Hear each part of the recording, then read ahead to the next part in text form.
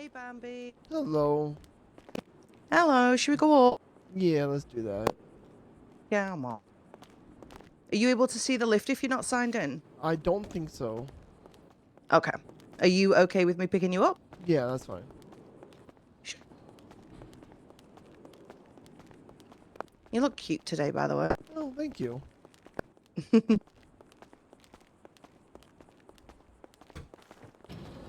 Righty, let's get in here.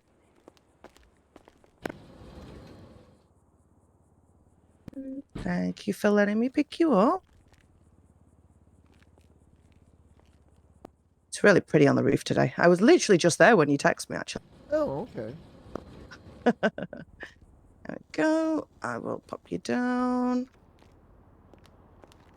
Right. Do you want to sit on the helipad or anywhere else? I was thinking by the sofa.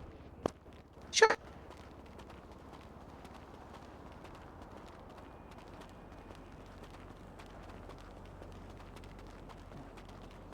So you will be Interesting. pleased to know that you are my first client since becoming a psych doc. Oh, really? Yeah. I Yep. fear I might be a tough one then. I kind of like to get thrown in the deep end, so you're all right. You pick where you want to. Bambi's actually gonna Where sit do you want to right sit? here.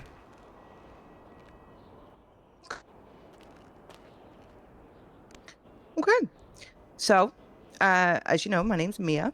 I I'll just start off by giving you a bit of insight as to who I am.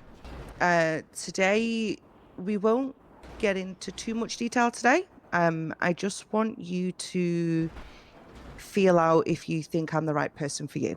That's Okay. more my deal. Um, I'm 31. As you can probably tell, I am from the UK.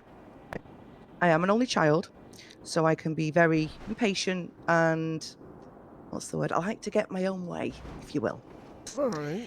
Um, I had therapy back home. I lost my father at a very young age, and it had this toll on me.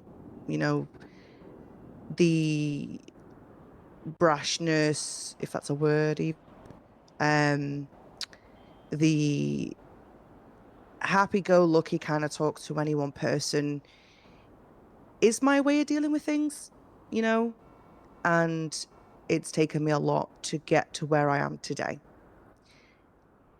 And I kind of want to repay that to other people. You know, obviously, there's medical routes that we can go down, but when I was in therapy, I didn't feel I needed medicine. You know, I felt like I needed to deal with the issues. You know, the way I seen it is you get a box, right? And everyone has this box that you throw junk into, you know, constantly, constantly, constantly. At some point, that box is going to get that full. You need to sort through it. And that's pretty much what my head was like. I had to deal with the things that were going on in the brain and then decipher everything from there. I won't be offended if you don't feel like I'm the person for you at all. You know, it's absolutely what you're comfortable with, what you want to talk about. These sessions are for you and gives me an idea as to what it is that you want to get from it. You know, the whole thing with therapy is it's very client person led. Yes. Mhm. I mean, do you want to start by telling me a bit about you? I know you're a doctor as well. So what led you Yes. here? So I joined the military when I was like 18 years old, 2 weeks out of high school, and while in the military, I developed PTSD, 3 different triggers. Uh, I have my generic explosions and gunshots, but those aren't the two that I want to talk to you about. It's the third one. So the interesting thing about like the gunshots and the explosions is I deal with them on a weekly basis. So like I know how to work with those triggers. But the trigger that There's the third trigger I've only dealt with like 2 or 3 times in my life, Mhm. so I'm not very familiar with dealing with it, and I know that I'm going to be triggering this trigger in around February, and I really don't Mhm. want to, so I want to try to figure out ways to lessen the impact of that trigger. Yeah. Sorry, bear with me. Let me just turn the radio down because it's very loud. Oh, I know that feeling. So, just to clarify, as I said, you joined the military pretty much 2 weeks from when you left school, which in itself is a lot. I take it in your life you're very used to routine then, you know, Yes, very. school. Yeah. And how long is it since you've left the military? I've left the military about a year and a half ago, Oh, and I yeah. did some traveling after I left the military and spent about a year in the UK, and then Oh, I God. kind of came here. Okay. So explosions and gunshots, I know you mentioned are two of the triggers. Yes, Are you aware of what the third one is? Have you sort of figured out what it is that leads you to have these triggers? yes. So it's kind of specific. It's if I'm in a large group and I become the center of focus of the large group, I just completely melt down. I go back to the trauma, the point of the trauma, and everything. It's pretty bad. Okay.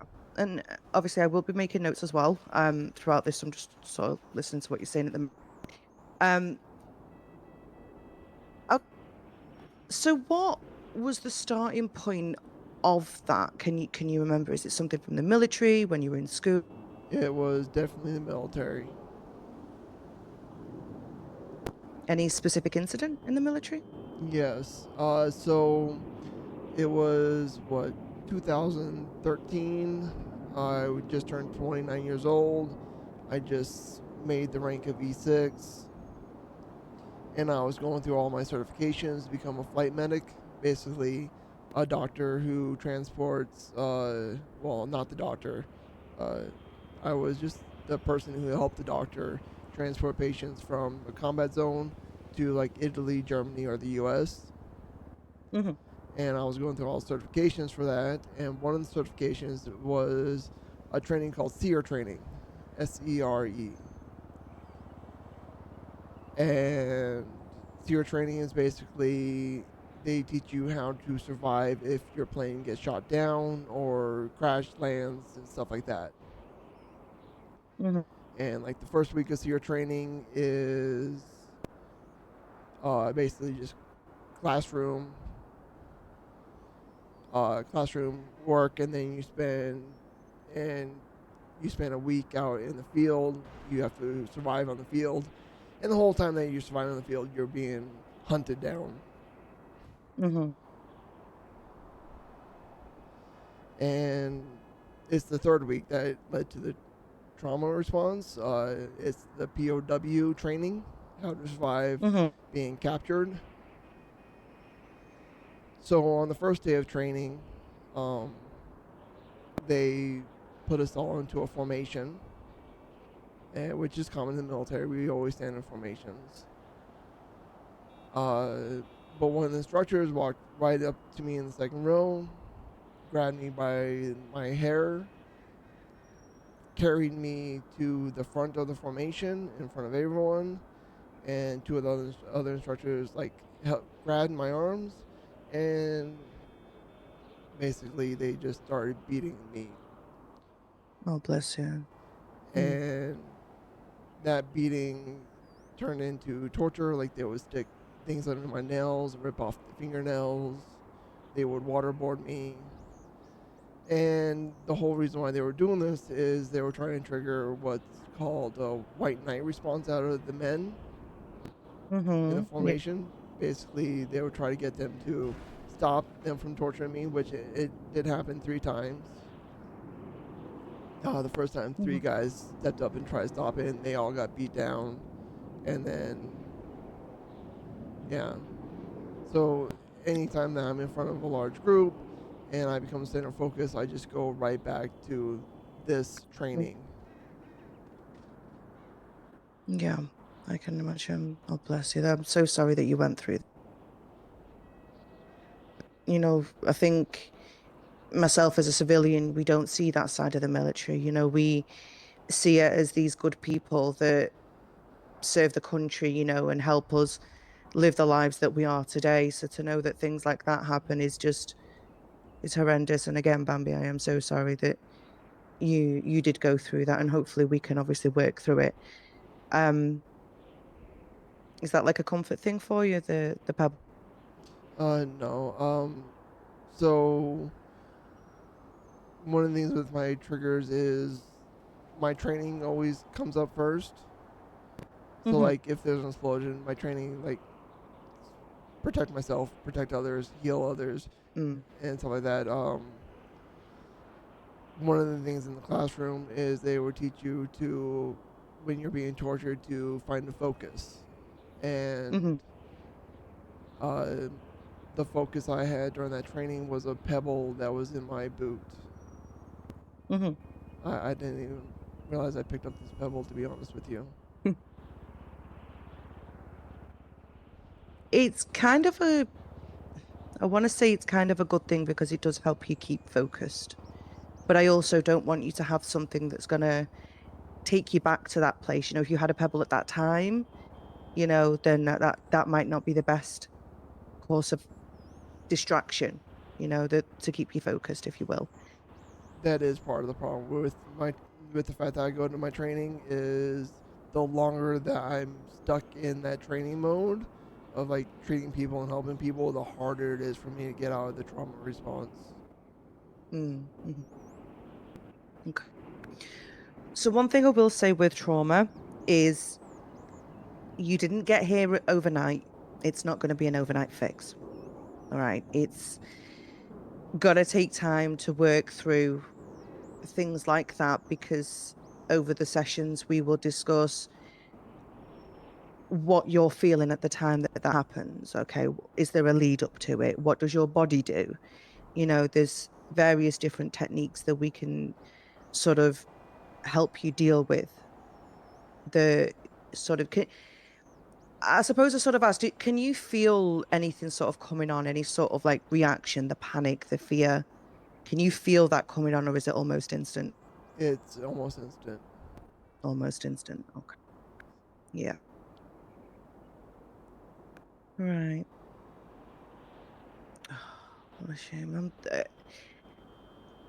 I think for the time being, having a pebble might be ideal until we can get into these techniques to deal with. So by all means, there's plenty of them here. Find one that you think might help. And by the way, this is why I Um, chose the roof, People so I could play with a pebble. deal with various different things to focus themselves, right? So with me personally, I take myself to like a private room. If I've got reports to do, I'll take myself out the way. Um, I fidget with my hair a lot, my stethoscope. I've broken so many of them because I'm twirling them around. It's completely normal to have an item that you keep with you that sort of helps you. If the pebble's gonna take you back to the place, then that's not going to be the right thing. So we can look for something. Um, in regards to how you want this to go, this is completely up to you. Today is more of an intro session, just to sort of like me gain an understanding of where you are, for you to figure out who I am. And then we can obviously discuss how you want the sessions to go. So, I mean, do you have any questions for me? I'm more than happy to answer any sort of questions that you might have. No, no question. I guess the only other thing I need to clarify is the reason why I believe I'm gonna have this trigger in February is my boyfriend asked me to marry him, and Oh, we're kind of setting, and so that's the thing. Like I'm going to be a center focus in front of a large group. So yes.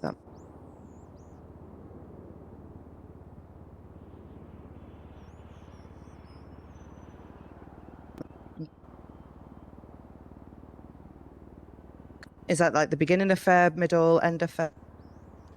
We don't have a date yet. No date yet.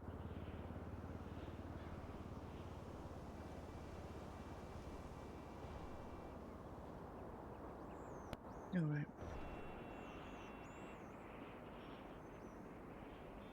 I mean, it's completely up to you. Do you want to start getting stuck in now? We can maybe do, say, half an hour chatting about the lead up to this day when you were dragged up to the front. Do you want to start there, or do you want to sort of go back a little bit further, or how would you like this to go?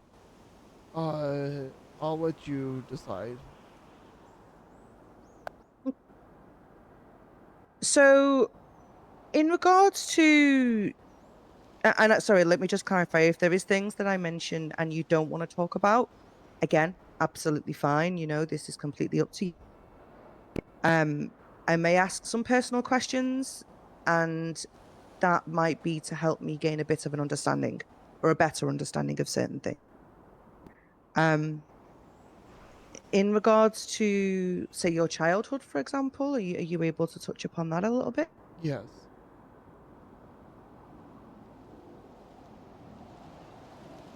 You can start at whatever age you feel is most appropriate. So I was the second youngest child of my family, of family of five. And pretty much by the time I was born, my parents were already done raising kids. So most of my raising was done by my brothers, and I was even raising my youngest brother. Uh, and like there was a lot of things that like my schoolwork never really went. So like I'm really bad at spelling, and because Hmm. my parents never enforced me to do my schoolwork, my personal hygiene when I was growing up was really bad because they never like go brush your teeth, go take a shower, and whatnot. And it was actually my friends who would pick on me and bully me on why I fixed that. Mm,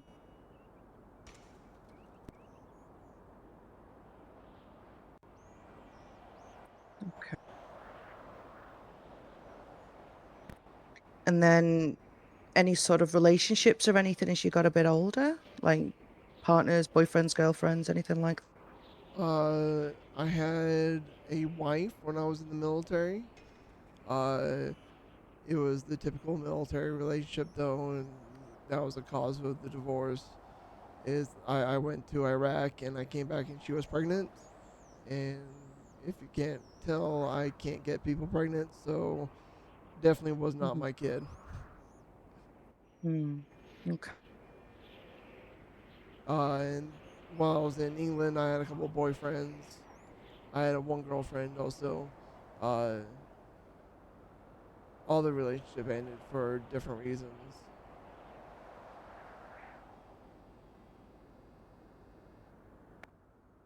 And in regards to the relationships, have you ever sort of experienced any sort of, I'm gonna be honest and say, any sort of abuse from that side of things? Anything that either you've done yourself to someone or you've experienced? No, the only abuse was one of my boyfriends. It kind of became abusive after the fact, after we broke up. In what way? Well, it started with like emotional abuse. He kept threatening to self harm himself if I didn't get back with him. And later on, there was 2 points in which he pulled a knife on me, and yeah, he never actually hurt me, but he would threaten me with a knife. Threatened to, yeah.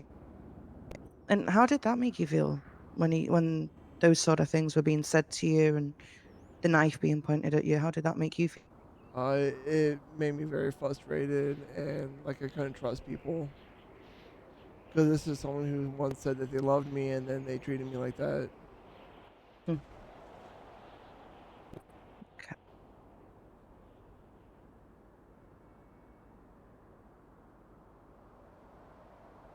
I just want to go back to the when you were younger. You mentioned obviously that you were the second to youngest child out of five, and at that point your parents were done raising kids. You were pretty much raised by your elder brothers, and then eventually ended up raising your young Yeah, he was 2 years younger than me. 2 years. And how did you find it? Obviously, especially, I mean, how old are you now, if you don't mind me asking? I am 40 years old now. 40, yeah, okay. So obviously the world was a different place back. A lot different. How old was you when, so that would have been, yeah, that's, how did you deal with that? How did you, Deal with what specifically? sort of, how did you cope with raising like your younger brothers? Well, I honestly didn't know any different. I mean, like I said, my older brothers basically raised me. They would feed me and everything like that. So I thought it was just my responsibility to feed my younger brother. I never knew any Hmm. different. Hmm. It wasn't until I was older and was talking to, like, some of my coworkers in the military that I realized, wait, that's kind of fucked up. Yeah, that's not your job. You should be living your life as a kid, you know. Okay. So you sort of had to grow up before your time, effectively, haven't Yeah. you? Hmm. Yeah.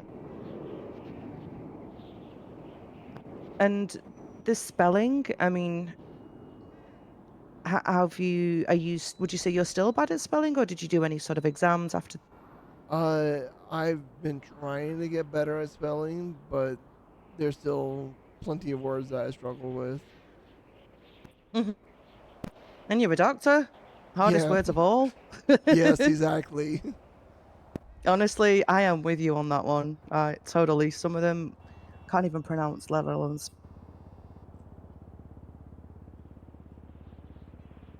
Um, and in regards to the hygiene, um, you made a very poignant point. You said that it was your friends that picked on. Yes.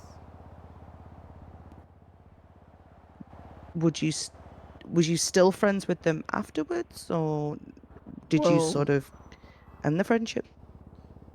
I didn't have much of a choice on who I was friends with because most people want to be friends with me.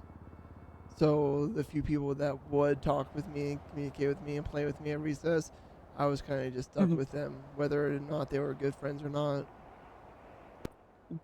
Do you still speak to them, any of them today? I'm going to be honest with you. There's only like 3 people in my past that I still talk to, and that's like my school age, my military age, all that. Like, there's very few people that I still keep in contact with.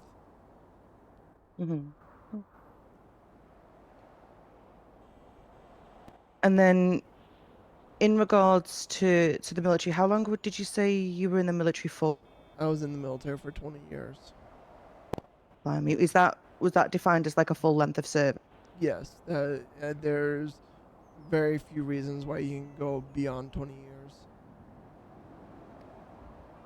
Yeah, we had something very similar back home, with like the police and military as well. So that's why. And when, what did your brothers think of you joining the military? Um, they thought I was crazy because I was kind of like a crybaby. They thought I was gonna fail immediately going into the military. Uh, Even some of the family gatherings afterwards, they would bring up the fact that I was a very emotional child, which I would like to point out that that emotion was basically beat out of me by my family and by my friends. Just touch upon that. You say that that was beat out of you. Obviously, you've mentioned that your brothers raised you. You then obviously in turn raised your brother, um, and your friends used to pick on you for your hygiene. And just touch upon the beatings. Like who did that?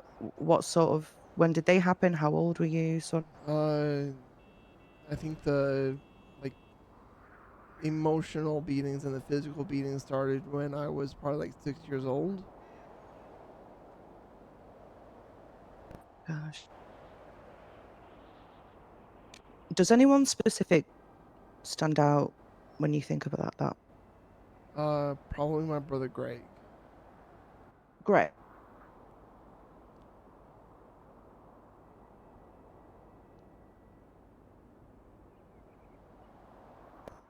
Do you still have contact with him now? Or? I don't think I've talked to my brother Greg in about a year. I mean, that's quite a long time. Is there a reason that you kept in contact with him? So honestly, when I was in the military, I would go very long swatches of time where I couldn't communicate with anyone, and so that kind of just became the norm of my life. Okay. Yeah, that makes. Is there anything specific from that age that stands out to you in regards to what Greg did? Uh, just him like verbally assaulting me, like telling me that if I'm gonna cry, that he'll give me a reason to cry. I remember once he grabbed my arm and twisted it behind my back. Now, mind you, like I want to point out, my brother Greg is like 6'8", 300 Oh pounds. God. He's a very big individual, and I'm what 5'4", 120 pounds on a good day. Hmm. So it was quite easy for him to physically do that to me. How often would things like this happen? Uh, Probably like every other month.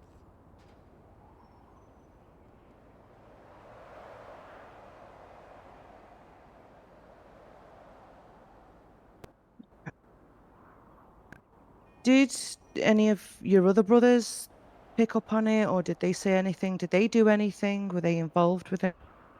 Uh, my brother Randy never really did. My brother Chris, he was more the absent brother. Uh, he basically was the one who dealt with my two other older brothers, and Randy and Greg were the ones who really dealt with me. But Randy would literally just kind of cheer on Greg when he was doing that to me. What he did cheer him on? Did you? Yeah.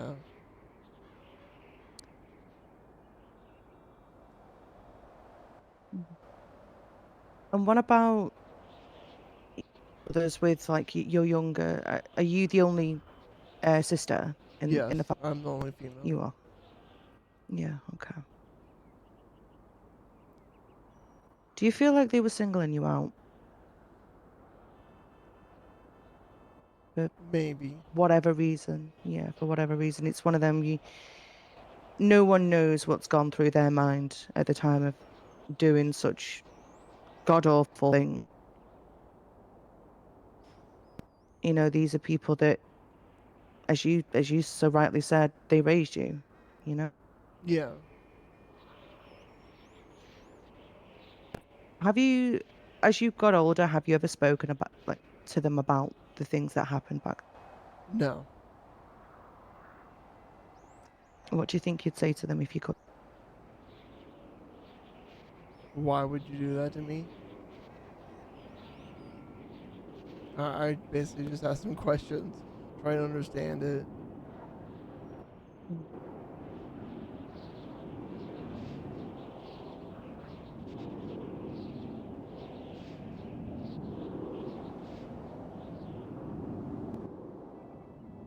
So, have you ever experienced any other type of abuse from the age of 6 to now, or up until at least when this incident happened in the military?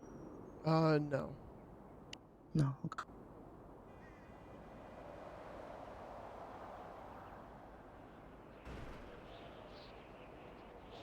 Because the reason I ask is that there seems to be a bit of a pattern. Is that the incident that you occurred or that occurred with Greg, you know, every other month was either verbally, because don't get me wrong, verbal abuse is just as bad as physical. You know, I'm a very big believer that mental abuse is just as damaging as physical.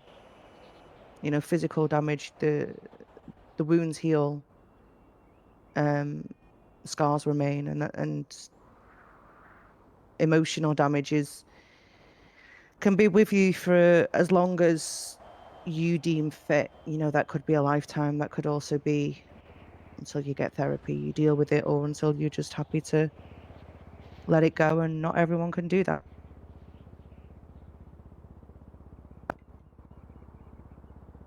It's not going to be easy.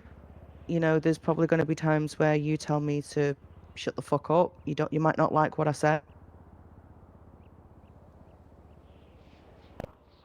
but I feel that you can get through it. I'm not going to say get over it because you never will. I'm not going to say to forget it because you never will, but you'll learn how to deal with things. And that's what we want to do. We want to get you in a place where you can walk up the aisle in February. And I'm not going to say not have a care in the world. I think if anything, you're going to be crapping yourself. I think anyone would be, but you'll at least be able to do. Yes. And I mean, right now, when you think about the wedding in February, how does it make you feel? Scared. Why? Why does it make you? Because I know that it's going to trigger that response. And I don't know how bad it's going to trigger. Mm. And you said you've only had a trigger once, or did you say once or twice before? Twice before. Twice before, yeah. And what happened on those occasions when you did react? So the first time it, so after the training that I went to Iraq, and I spent about a year and a half in Iraq. And when I got back to the States after that, I was given a medal for my actions in Iraq. And when they do Wow. that, you're in front of a large group of people. It's just you and your commander. And I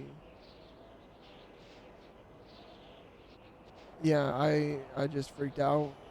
Uh, I literally had I completely shut down right in front of everyone. What physical reaction did you have? And when I mean by that, I mean, did your legs go like jelly? Were you sweating? Was your heart going mad? What would you? All of the above. Um, I remember I was Mm. laying down in front of everyone in the fetal position. Um,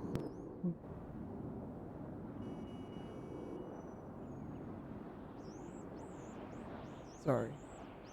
No, no, Um, you're fine. You can't. yeah, cold sweats. Mhm. There was no auditory hallucinations with this. I commonly get auditory hallucinations with the explosions of gunshot triggers, though, but not with this one.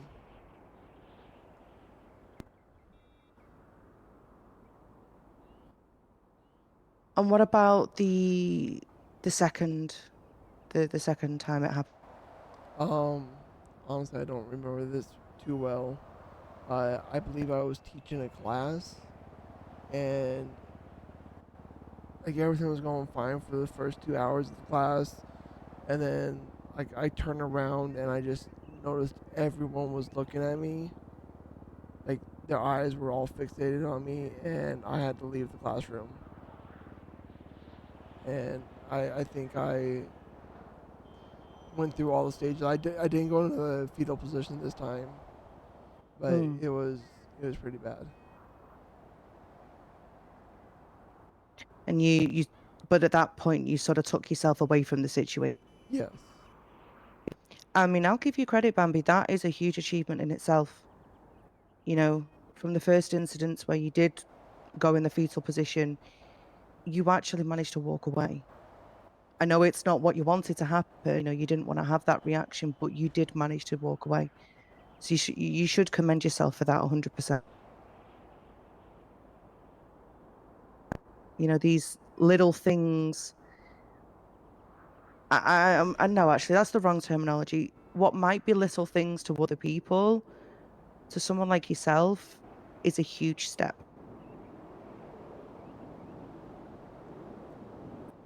You need to remember that.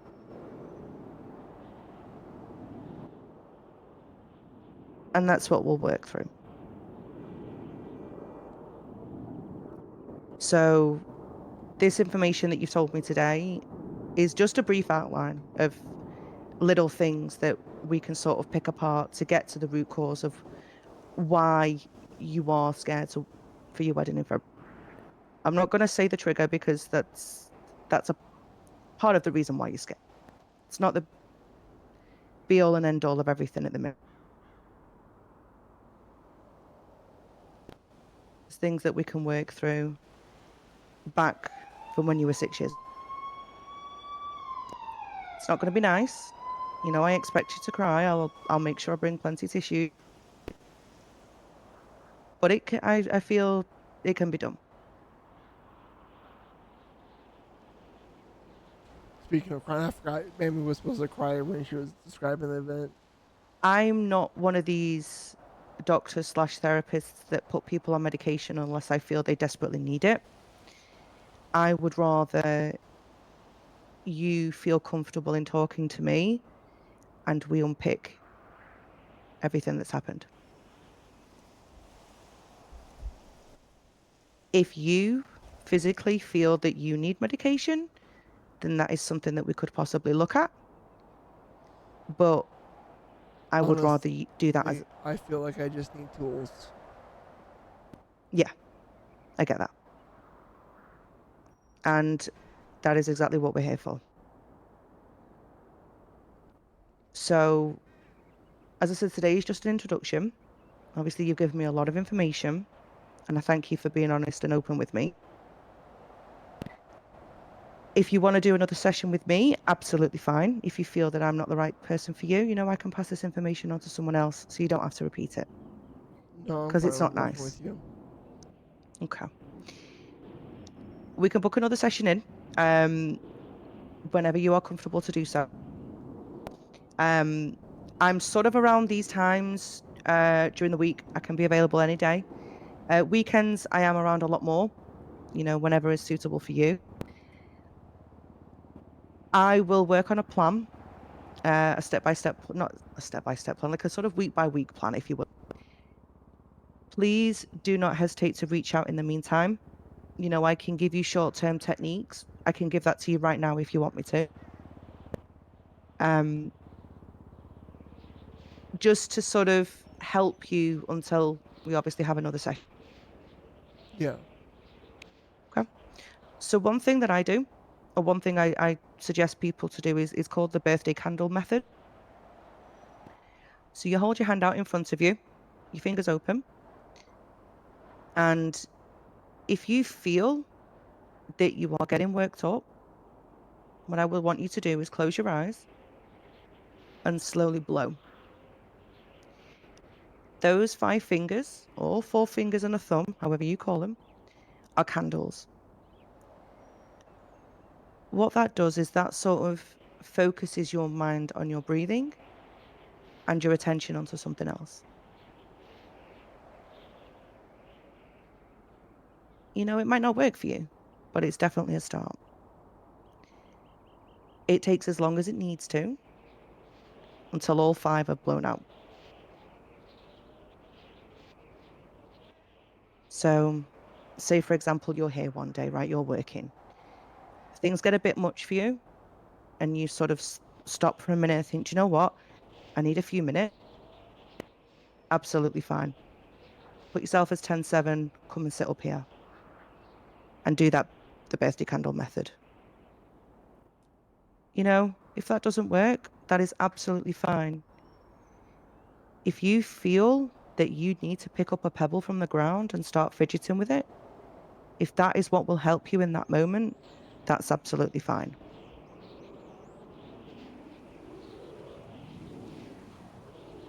Does that make sense? Yes.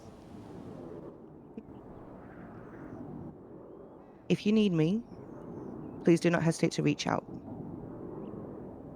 You know, if you're having a bad day and you think, do you know what, I am struggling a little bit, I want to text Mia, please do.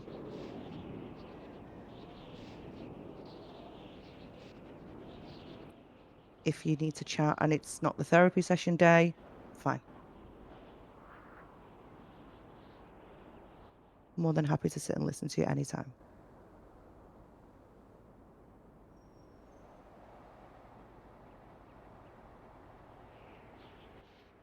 How do you feel? I'm feeling okay right now. Hmm. Have you got any plans for the rest of the day? Me and Mikey were planning on spending the day together. Usually I Oh, would have nightmares in a couple of hours, but I don't have those hmm, nightmares today, so I'm going to spend pretty much the whole night with Mikey. good. Are you going to go anywhere nice? Going to go to the beach? Just going to see Well, what? he really likes doing Ramathon, so I want to be Passport Princess Oh, with him at Ramathon. that's where I'll be going actually in a little bit with Mark. It is good though. It is fun. But yeah. All right. Well, leave that with me. I'll work on a plan for us, for you. And do you want to do the same time next week? Yeah, that'll work well. Okay. Sounds good to me.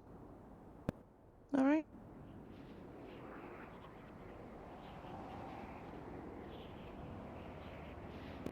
Mm.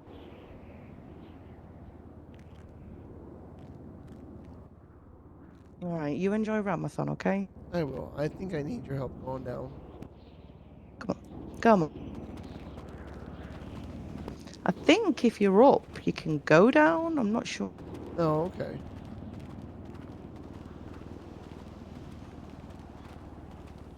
We'll see.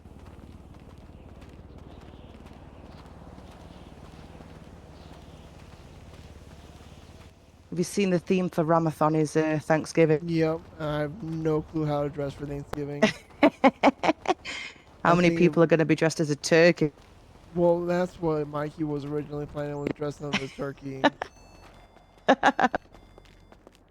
Well, let me know if you can. You can. I can. We're good. Hey, there we go. All right, I'll jump down with you.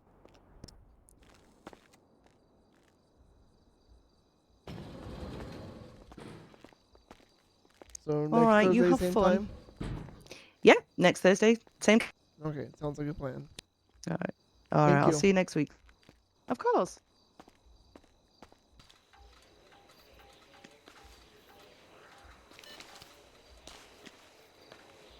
Hey, babe.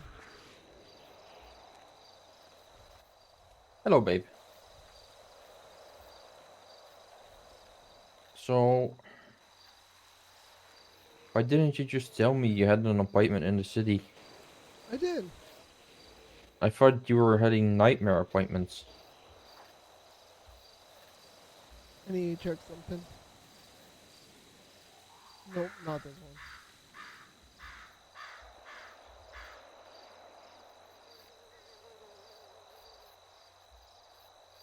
Nope, not this one.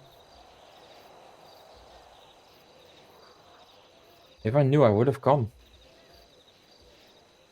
Well, it's not exactly appointment for multiple people. Okay.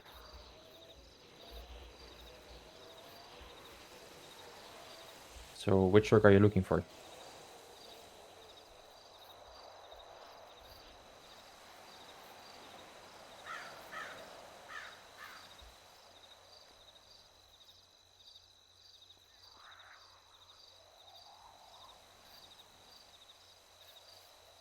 This one.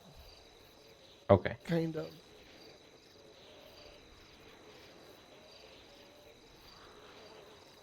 Nope, not this one. This is the best one. This is closer to what I was looking for.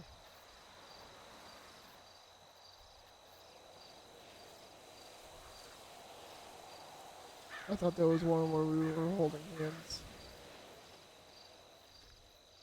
Mm, This was kind of holding hands. it's more my hands somewhere else, but I'm not complaining. See? Right there. We're holding hands. Yeah, right there. So how did it go? It went good. I wasn't expecting her to talk so much about my childhood, but Well, just so you know, I'm here to talk. Like I'm always, like I've always been. I'm always here for you.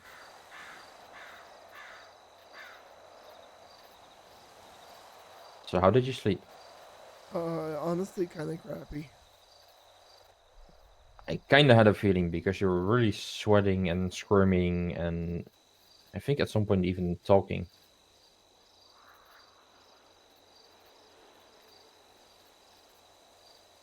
I'm kind of curious on what I was saying.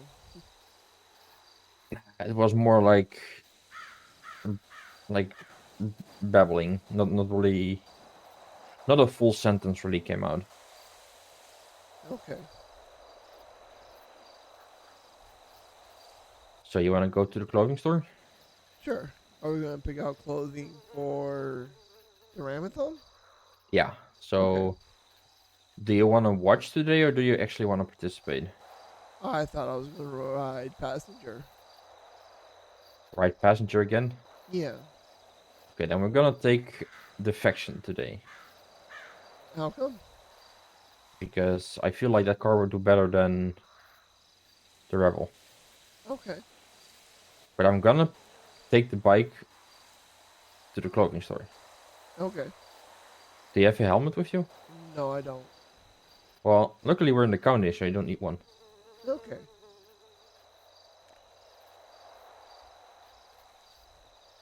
But I also want to get food.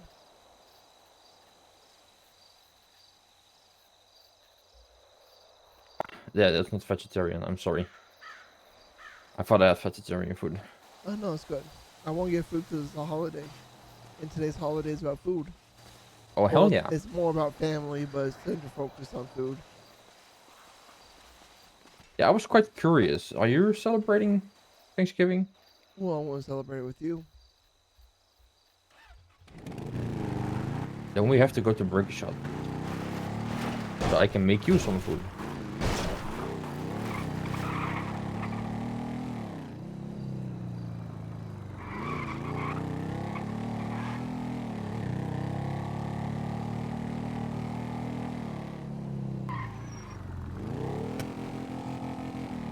I had a new dispatcher shadow me today. Interesting. You I went kind of from felt the trainee to the trainer. um I'm not FTOing, they're just listening. Oh, okay. Don't- So it's kind of like if someone shadows me at the hospital. I'm not teaching them; they're just watching. Yeah, that's the thing. But I try to. I don't think I should do it, but I try to actually teach them some stuff as well. I do the same thing when someone's shadowing me at the hospital. I Okay. I handle them as though I'm teaching them. Oh, I can actually make you some vegetarian tacos. Okay.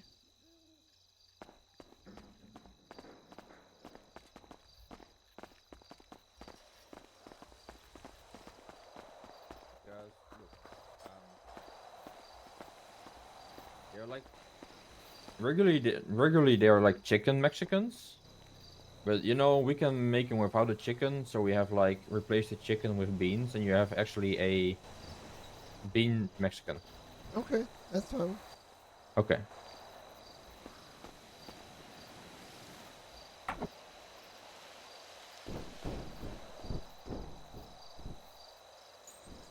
So would you like two bean Mexicans? Make it 3. Three. Okay. And what kind of drink would you like? The Cypher Red milkshakes. Okay. Also 3 times? Yes, please.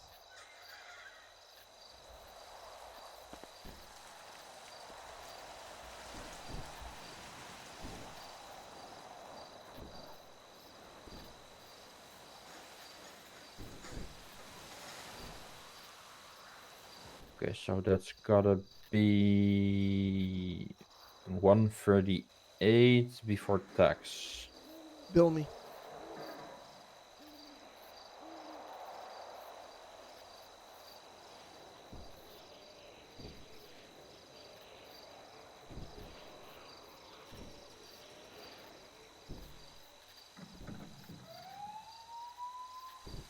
There you go.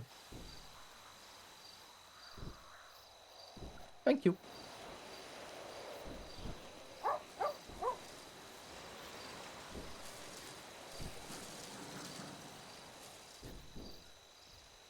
Oh, you need to get food for yourself too. I still have some, but I'm gonna need some extra, yeah.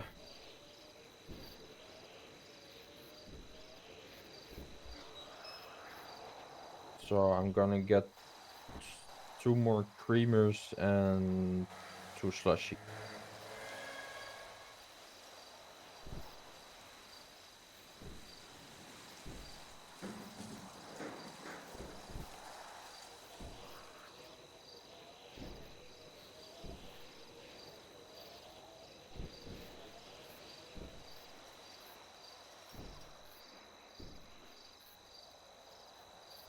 I'll charge myself 90.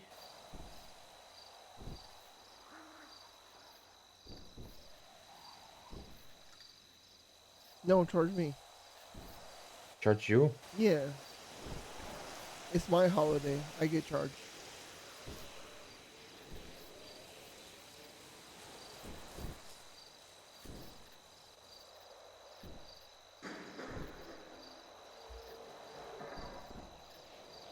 It's your holiday and you get charged? That doesn't seem right. Well, whoever's hosting the holiday is usually who pays for everything.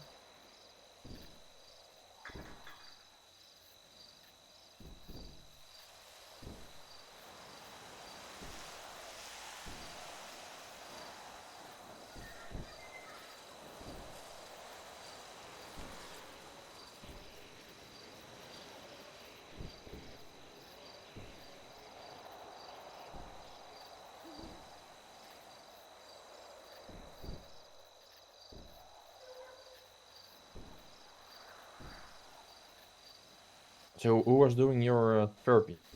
Maya?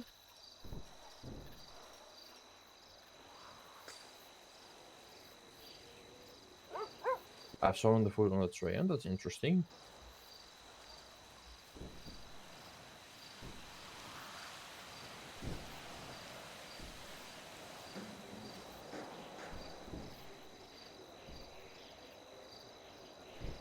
So she talked a lot about your youth.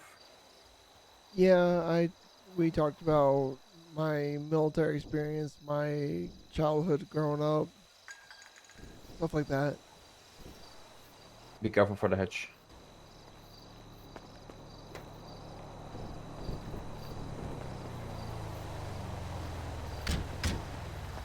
There we go.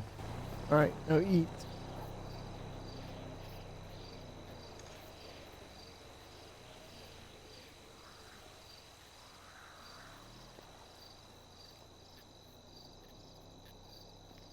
And drink. Very Yeah, important. I'm waiting for my food to fully chew.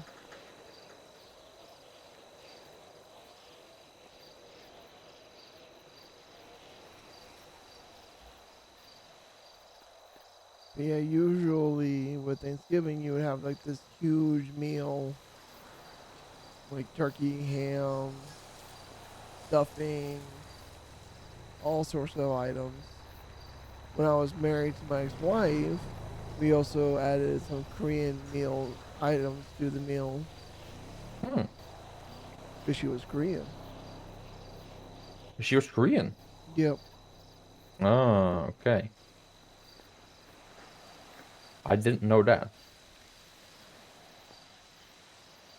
So, is there something more you want to talk about your therapy, or is it just like, nah, therapy is therapy? Well, therapy's kind of just therapy. Okay. Well, I'll don't bother you with it then. I'll just leave you be. I don't wanna, you I mean, if know. you have questions about my past, you're more than welcome to ask about it. Well, I mean, I'm just kind of curious in what she's actually asking you and what's actually happening.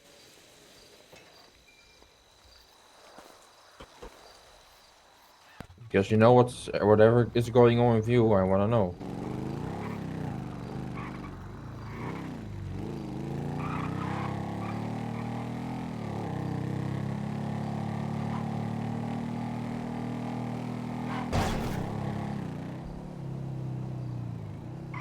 Are we going to the clothing store? I'm going. Yeah. You know there's a clothing store in Sandy, right? There is? Yeah, we've even been to it once. Yeah, I know which one. I thought I was getting pulled over because I didn't stop at the Oh, stop sign. I wasn't speeding, but I just didn't stop at the stop sign.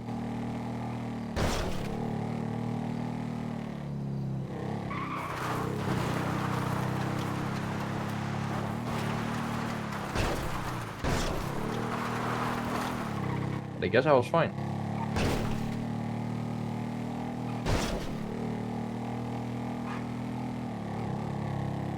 So anything more things she talked about?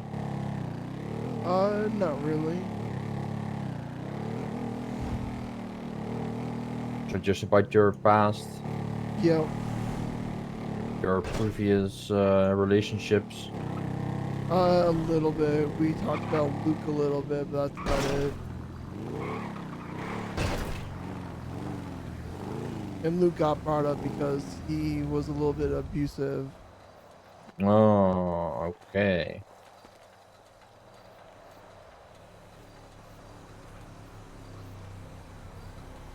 So I want to see how you're going to get dressed first. And then I'm going to decide how I want to dress afterwards. Okay.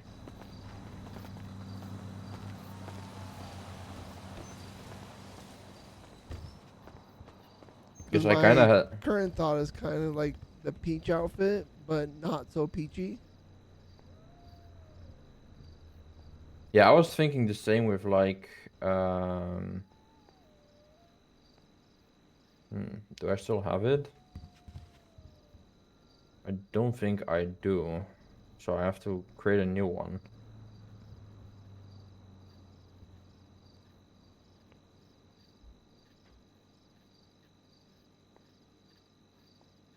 Well, I'm gonna have to create a new one. I thought I still had one, but I didn't.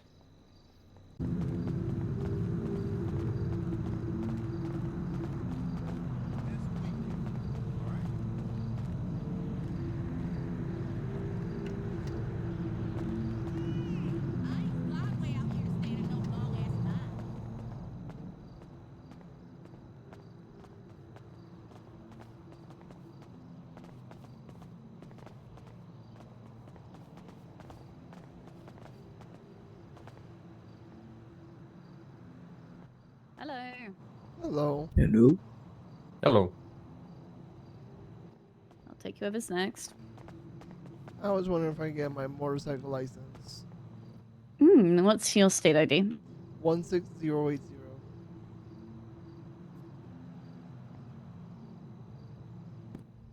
All right, Bambi. Yep. Do. Yes, you can. Can you tell me what the two charges, criminal charges that are associated with driving a motorcycle? Not wearing a helmet, and I don't know the other. It is driving one without the license. Oh, yeah, that makes sense. Yep. Do you have to have a physical license on you, or is it okay Yes, just it's to have physical. it? Okay. And do you have to wear a helmet when you're riding a motorbike? While in city. Yes, in the city and on the highways, not on the county. Okay. All right, give me a number between 1 and 30. 14. How much leather should you wear whilst riding a motorcycle? 80%. Like, you should be covering everything but your head. That's a fair enough answer.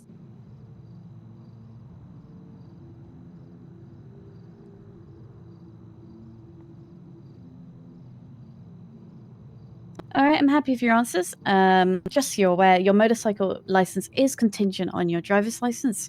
So if you lose one, you move. Blah, blah, blah, blah. If you lose one, you lose both. Okay. Okay.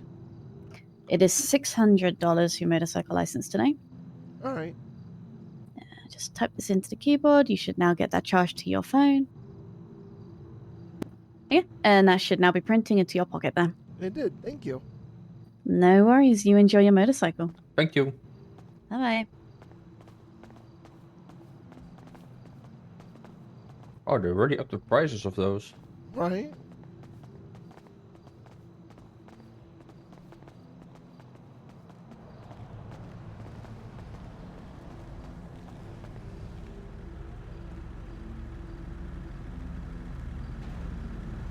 Well, you got your license now.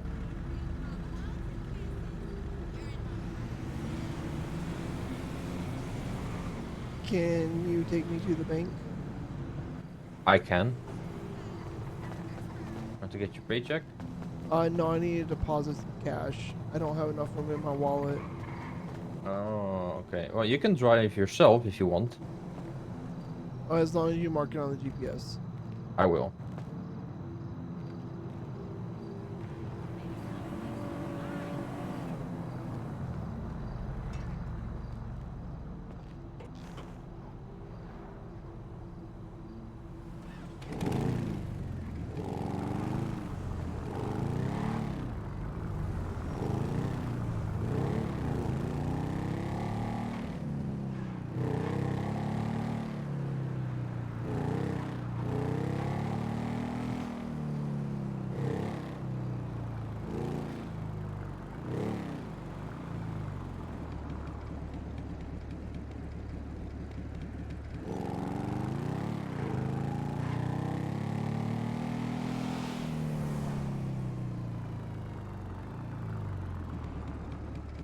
Okay, so you only hear those noises when you're not driving. Interesting. Oh, the big bangs. Yeah, Yo. I thought so. Like, why do all the other bikes make this sound and mine doesn't? And now I'm passenger princessing one and I'm hearing it as well. And I'm like, oh, oof.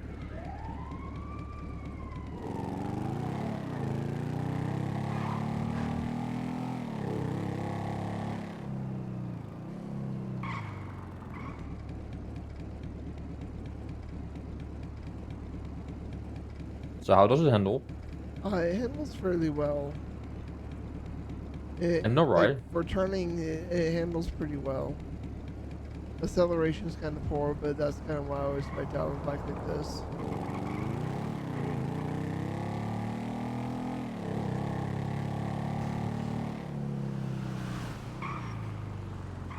Brakes are good though.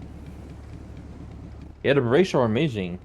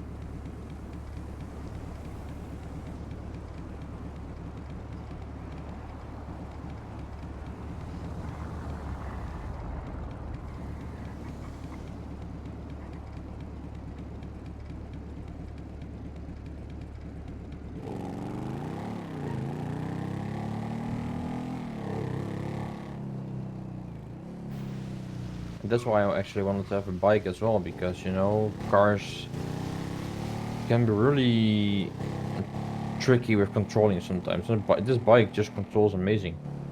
Yeah.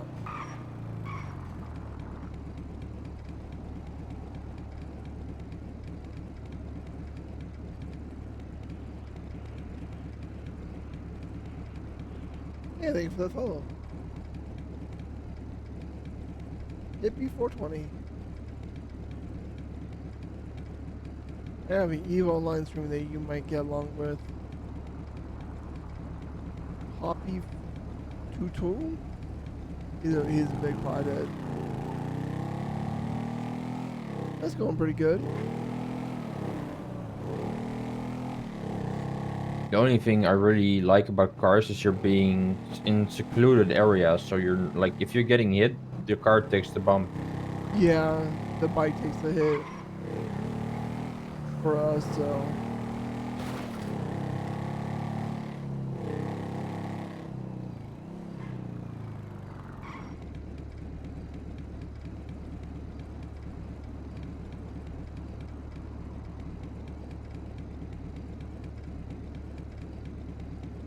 But I do feel like bikes do tend to take a little bit more gas. Really? Like a small bit. Interesting.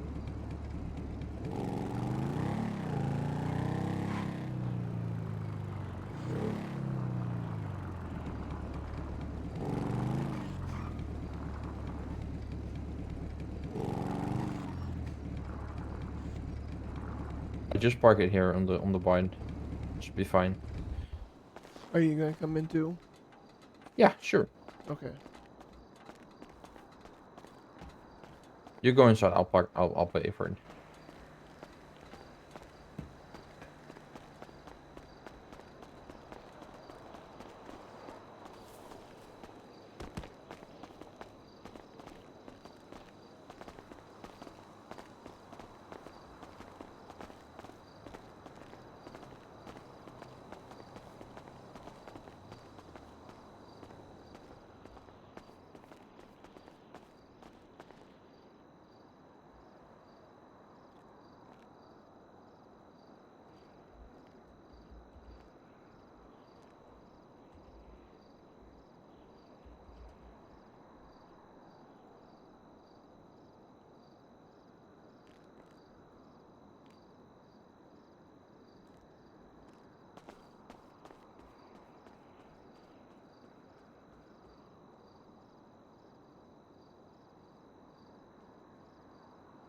Oh, 2100.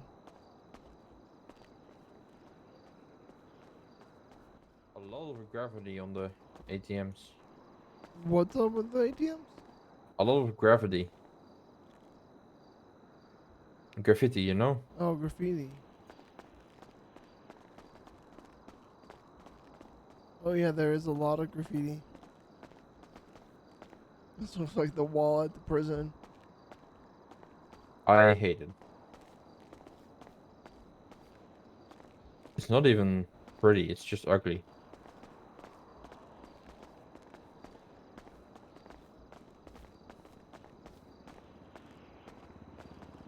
So I do have a question for you. Okay. Someone told me because you're coming from Polito, you're 5% crazy. I'm 5% crazy. Yeah. Do you think I'm 5% crazy? No. Oh, I okay. said 0. You're 0% crazy. Well, I try not to be crazy. I do see a therapist. I mean, I do see a therapist. See, so we must be a little bit crazy. Well, I see therapists for a different kind of reason, you know? It's on my Yeah, medical page. 'cause you are in the spectrum. Yep.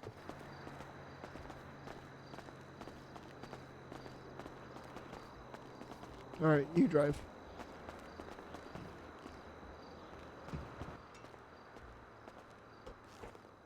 So where to, passenger princess? I don't know.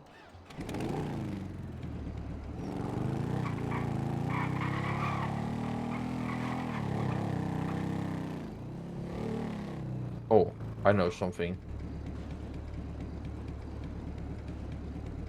Where is it? Where is it? I would say somewhere around here.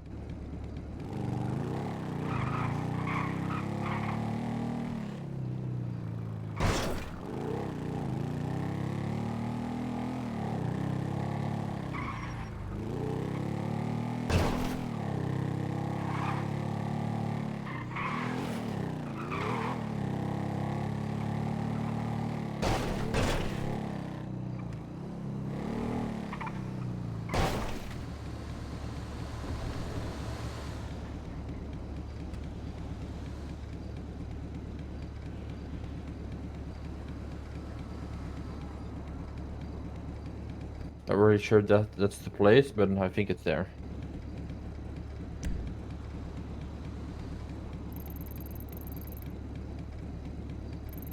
Interesting. I want to go to the Finewood sign.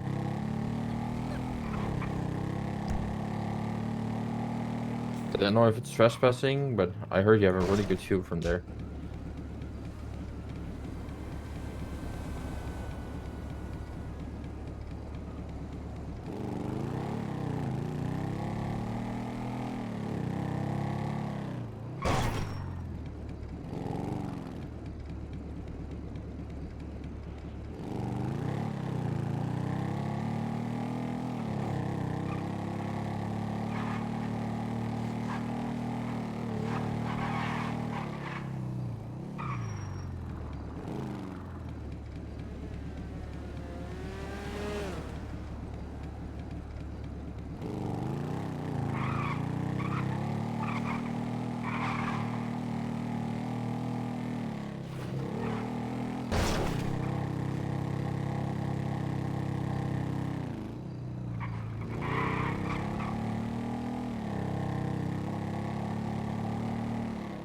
I wish there was something open to do.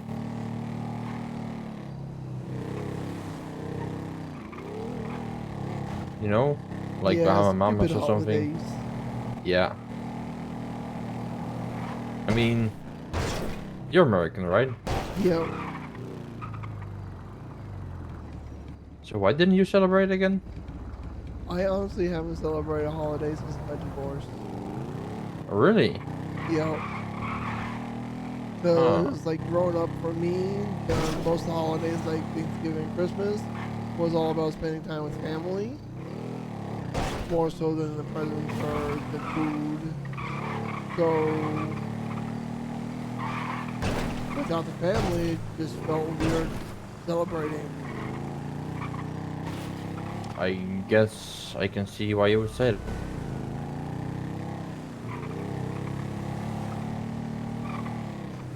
I'm trying to find the sign.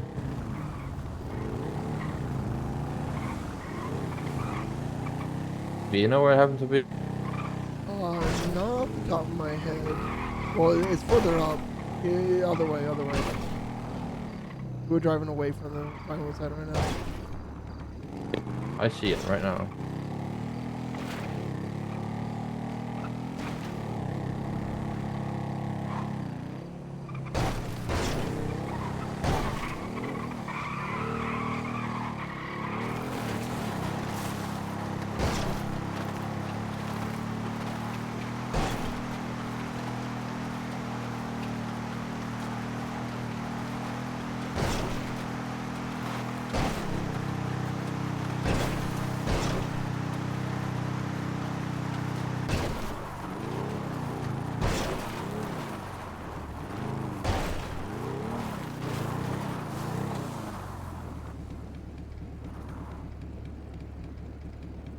Which is the most safe ladder to sit on?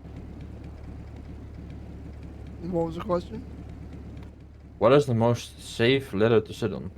I really don't want to go up there. Oh, I have really bad luck with ladders. yeah, we're just gonna send on the base and watch over the Oh, city. I'm fine with staying on the base.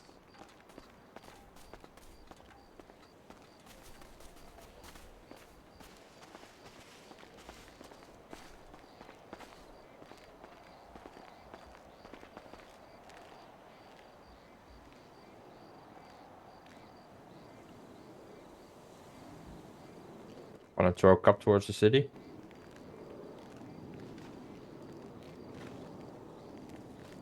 Littering. I'm gonna try hit someone's head. Yeah.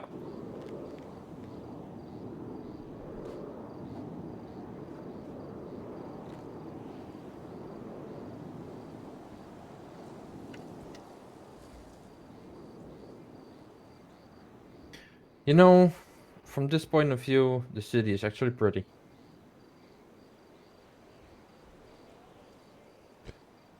I've always liked looking at skyscrapers.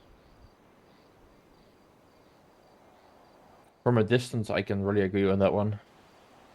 Because I've never lived in the city, so seeing a skyscraper is just crazy to me. Really? Yeah, I've always lived in like rural countrysides. Oh, I see. I'm usually like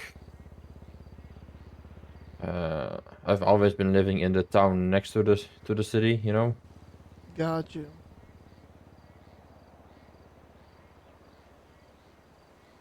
So it's like a 20-minute drive for me to go towards the big city. But you know, our big city is mostly being occupied by students. So Is it a big university town? you can say it like this. Like we don't really have universities like they do have in America, where you have like a whole campus with it. Yeah. We have like if you look at it, you can compare it a little bit like with your elementary schools. It's like a huge building with a lot of different classes and areas and that sort of stuff, but it's not really like a real campus. Okay. Like the size of your elementary schools, or like where you go from grade 1 to grade 8, I think. So elementary was kindergarten, which would be 1, all the way to 6. Okay. But like how many people would normally be on those like elementary schools? Well, each grade had 3 classrooms, except for kindergarten only had 2. Um, and each class would have 3 people per class, like 30 people per class. So it's 90 per grade. 90 times 6 would be 360. Okay, I thought it would be more. But you But gotta remember, like, that was the size of my elementary school for when I was growing up, and it was kind of a city. The population was about 30,000. okay, well, maybe it's a little bit more compared to your kind of high school sizes. So my graduating class in high school was 450 large. Now my cousin's graduating class was only 13 large. They only had 13 people graduating that year. Oh, yeah. I'm thinking what the normal like thing is. Like, do you? Oh, I know the best one. Community college. That makes sense. Okay. Like, no campus, no dorms. Uh, well, actually, a campus with no dorms, basically. So the community college that I went to had one very large building with 2 offshoot buildings, well, 3 offshoot buildings. That was Yeah, pretty much it. that's kind of what our universities look like, and that's like mostly our highest grade um, school we can get. And then we have like Funny, first it's called HBO. It's like higher um like um I can say it best like this. So you have like universities like Texas and stuff, Yes. like the University of Texas. And For that's a us that's big university. yeah. So that's basically for us that's like a technical school in like a uh different st- uh state. Say it like this. Okay. It's like for very high educated people. And then we have like we call it HBO, which is kind of like underneath the university, which I think you can best compare with community college. So community college for us is usually like an associate's degree, it's a 2-year college, and they focus mainly on technical. Yeah, yeah, correct. like welding, woodworking, cosmetology. Yeah, but we also have like lab students and such on those HBO classes. Yes. And then we have like a little below we have like MBO, which is what can you call it? It's like a little bit lower graded um lower graded schools.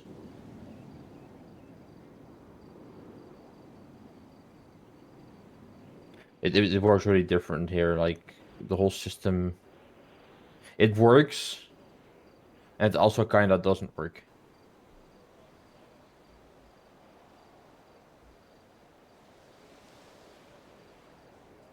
But yeah, I'm an MBO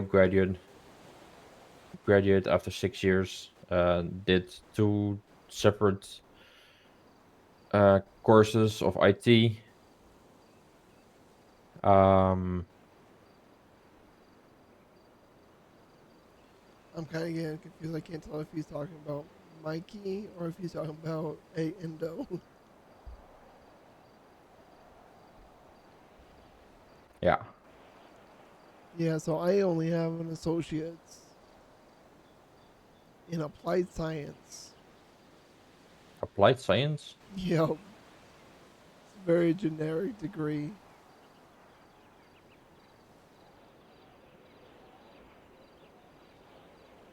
I mean, I think it's better to be generic than being like a whole different, randomly named um like courses which doesn't really fit anything you're working with in the real life.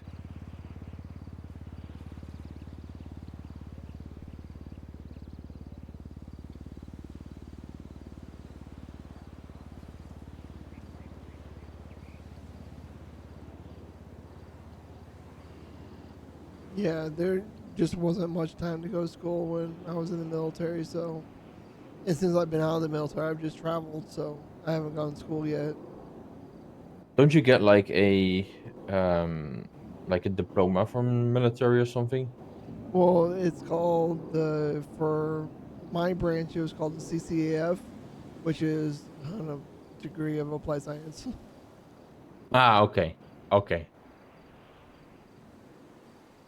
So I don't want to be weird here, but basically shooting people or flying airplanes So in is called applied order, science. to fly a plane, you already have to have a bachelor's degree. Ah, okay.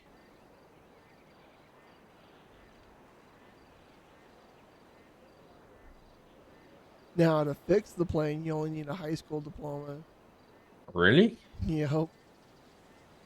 That's interesting. That's really interesting. So I went into the military to fix planes, and they sent me through 2 years of education to learn how to fix the plane. And then about 6 months after that, they came out with a program where they wanted people to dual AFSC, which is like dual jobs, and they wanted people to also become combat medics. And I signed up and I got approved to go to that program, and that's how I ended up going into the medical field.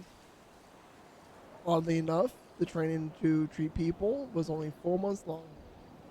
So I spent 2 years learning how to fix airplanes and 4 months to fix humans.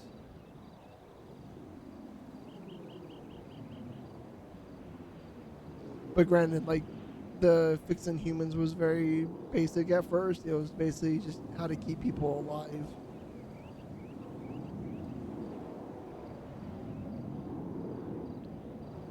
Or like the basic first aid stuff, or More in depth than basic. Like I knew how to give IVs, how to administer basic medications, how to tourniquet people, how to determine whether or not someone was just gonna die.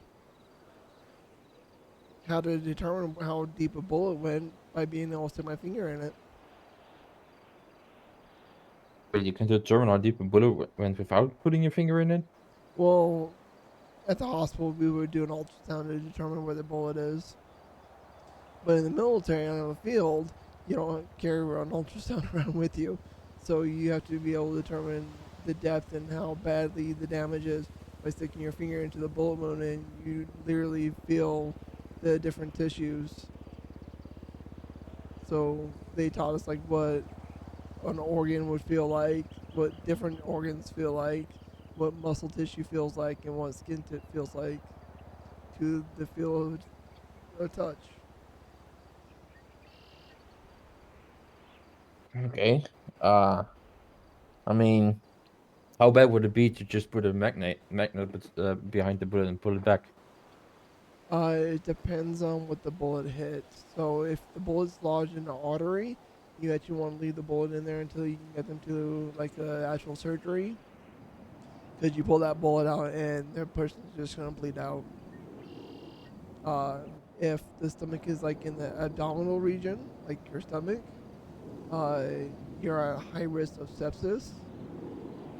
So that's also a surgery, this whole complicated surgery, which is why we would stick our finger in there. Because if it's just a abdominal wall, we can just pull the bullet out, suture it up, you're good. But if it went past the abdominal wall and into your organs, then you're at risk of sepsis and you need intense surgery. That sounds so painful. You'd be surprised on how little painful being shot is. I mean, it hurts. Really? Don't get me wrong, it hurts. But it's not as painful as a lot of people would think. Did you actually get shot? No, I've never been shot. But I've treated many people who were shot, and they would all tell me what it felt like. One person described it as being hit really quickly with a really hot rock, like a pebble that's really hot. He said that's what it felt like. Oh, really? Yep. I mean, doesn't it also like depends on your pain grade? Most people in the military have a really high pain threshold because it's kind of beaten into us. Hmm. In fact, that's what my therapy was about. What was your therapy about? It was about how it was a trauma situation in my training. And it's the trauma that's making me apprehensive about getting married. Now, I'm not saying I don't want to get married to you. I'm just saying, like, the ceremony is scary to me, which is why I'm going to therapy. Wait, you're actually scared about the ceremony? Yes, But we don't really have to do a ceremony here if you don't want to. I know, but I want it to be a special day. So I'm going to It therapy to see if we can make it a special day. it's all okay. Look, I really appreciate what you're doing, and I probably it still would be somewhat maybe necessary, and I'm not really sure how that works. But if you think having a ceremony it will make it special, for me it's special as long as if it's with you. Like my focus would be you, not the people around it.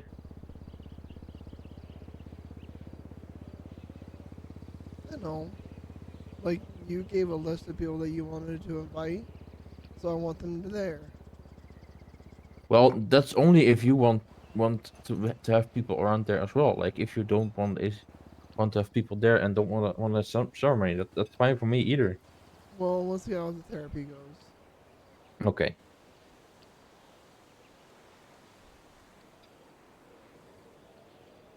I don't want to, give you the jitters, having you like experience stuff again just from one ceremony.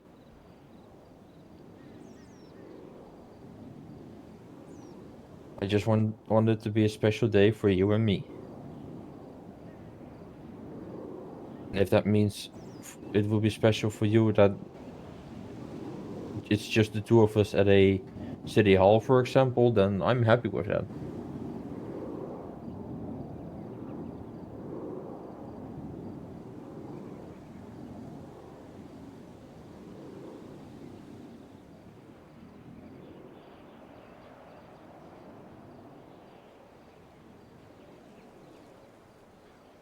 I know it sounds like um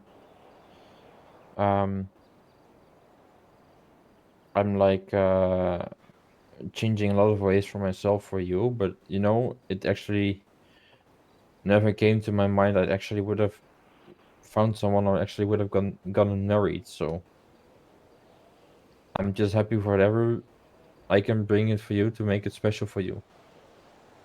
If that means no ceremony and being there for you with like being at a very special day for you without having people around, just the two of us. I mean, that would be perfect.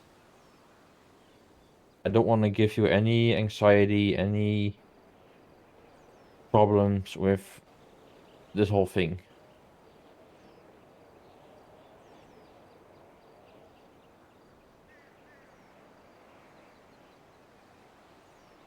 Still, I I'm still glad you are willing to go to therapy for it and to look at the problems you're facing, which I'm really proud of, and I'm really proud you're taking therapy. It's not to discourage you of taking therapy, but if you're still having troubles with a ceremony after that one, I'm totally fine to just do it between the two of us.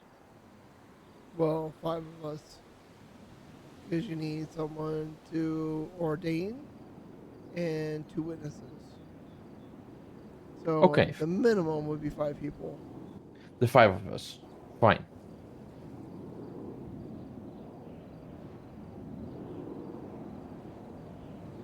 Like I said, I don't need a real huge party and a real huge um ceremony with like a lot of people. It's mainly about you and me.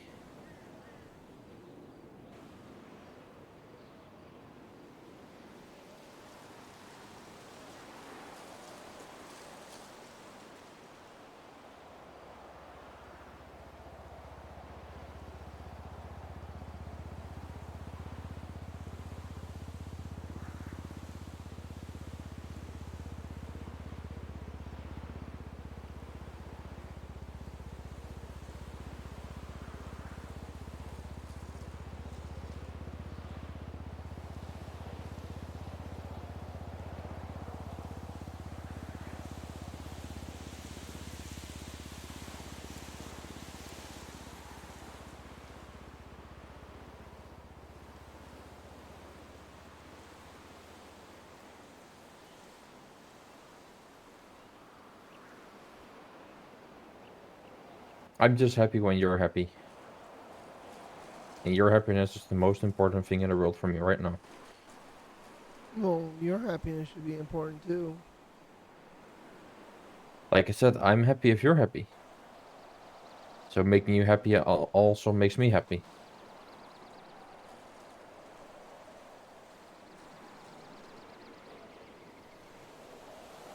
You know what they say, happy wife, happy life.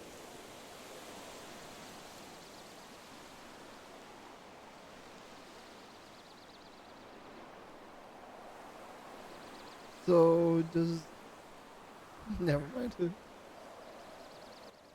No, go on. No, like, does that mean that the wife can never be happy? Because the The wife wa- doesn't have a wife.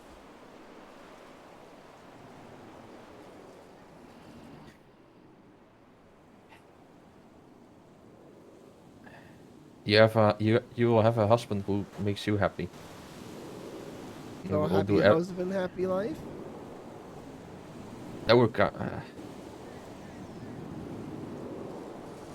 I don't know how that works.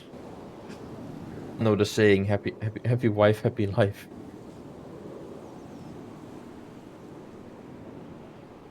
You will be the happy wife. So I will have a happy life.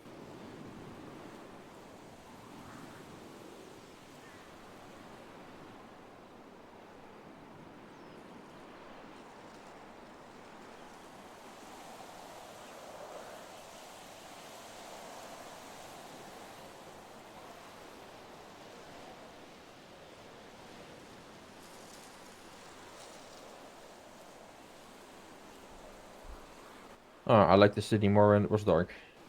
I was thinking the same thing. I was like, this doesn't look as nice during the daytime. You can basically see all the smog going up.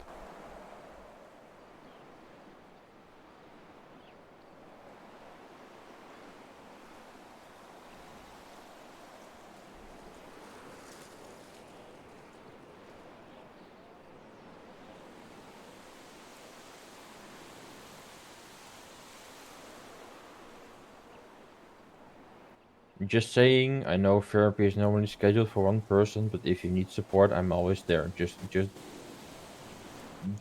send me a message. Just say it to me. Maybe just even ask the doctor or the therapist handling you or treating you, um, if it's even allowed.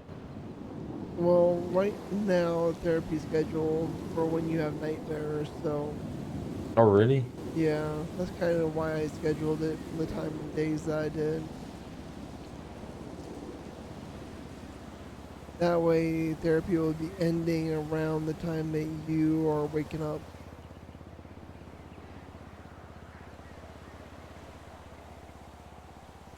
Hmm. Well, my nightmare will change at some point to a different day from Thursday to Wednesday.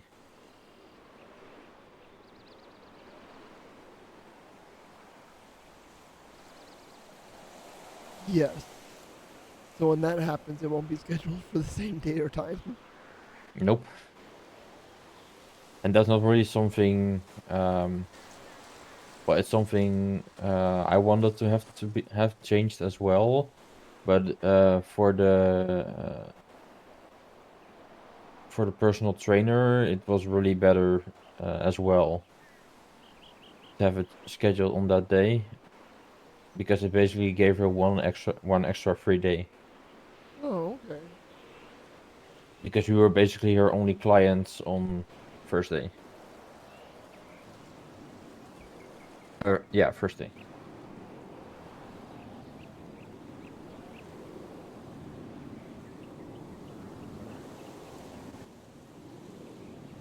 And yet we found another thing to do, which is fun.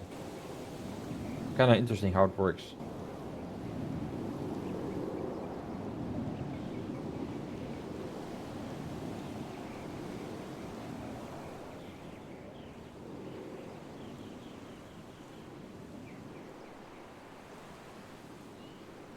So what makes you feel very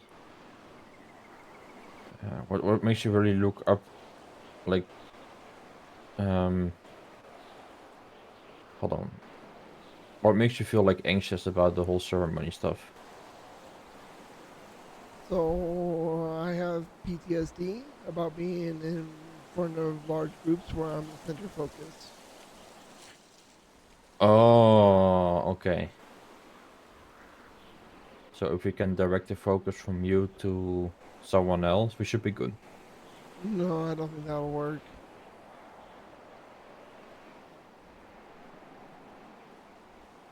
I mean, worst case scenario, I'm gonna ask Rixby to do a silly dance.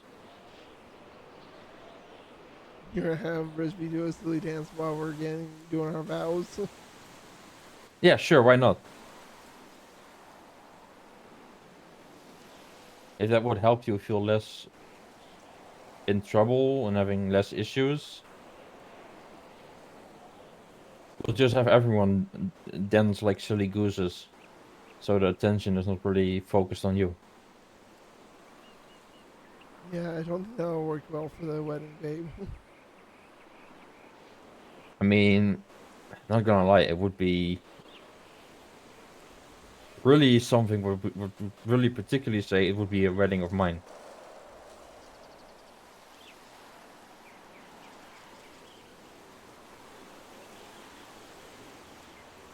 People being silly and, just having fun.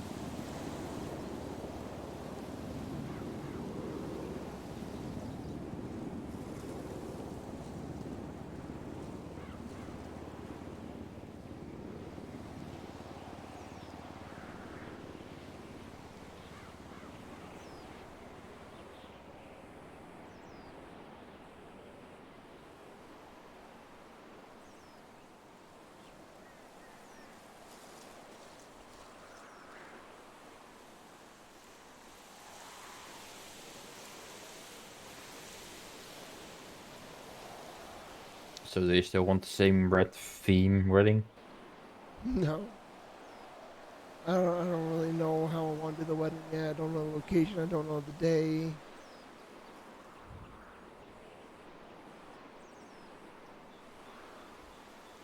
Okay, let's not think too fast about it because or too early because we still even haven't made it public yet. So I know.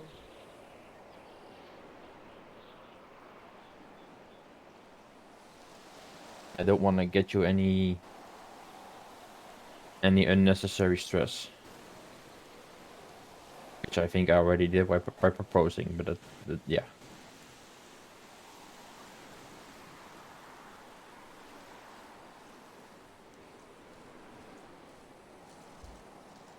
So what was your initial thought when I took you away towards the pier? I was pretty sure you were gonna propose. You were? Yeah. Wasn't that obvious? Yeah. My God. And I thought I was being really, really cheeky about it. Like getting you a gift and such. Yeah, I think as soon as you started talking about getting me a gift, I was like, he's gonna propose. Watch, he's gonna propose. And I was right. Why am I such an easy book to read through?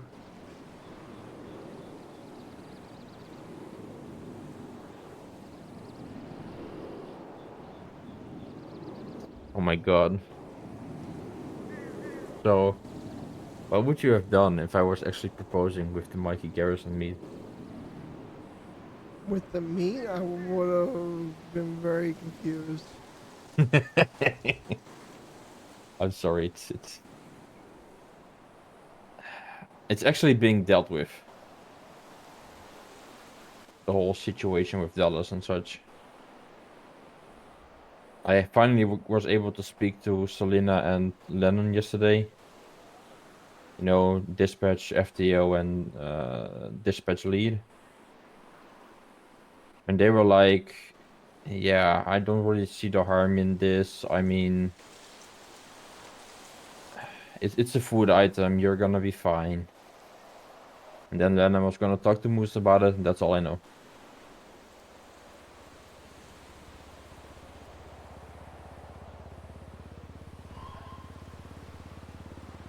So I think I'll be okay.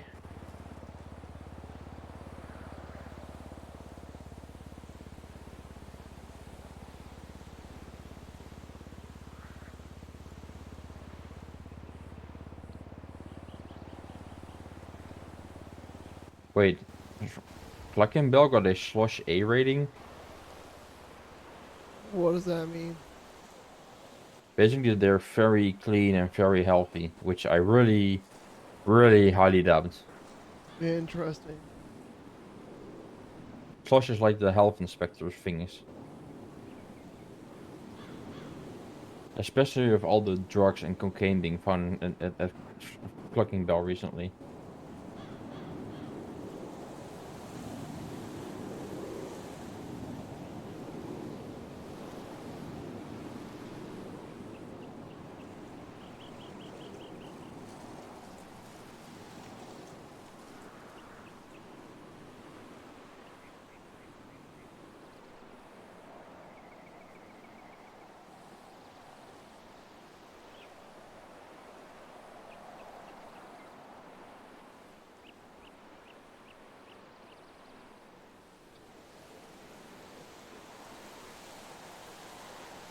I think they're about to revert the oil fields back to grapeseed.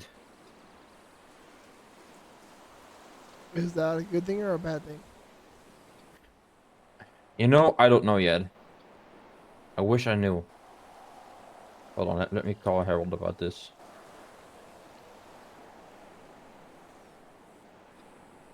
I'll just text.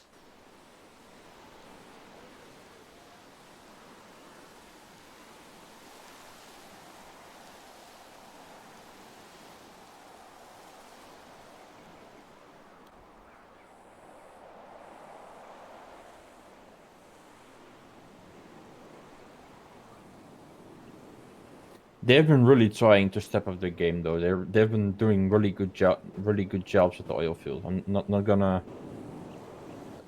give them not. I'm gonna give them credit where it's due. They did an amazing job there. I think they even helped rehabilitating the homeless. Well, that's good. Yeah.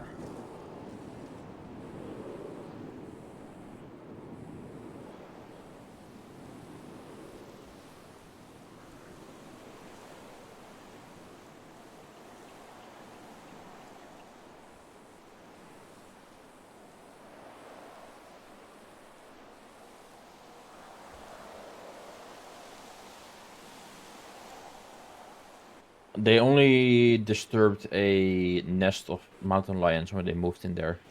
A nest? There were like 6 mountain lions there. Oh God.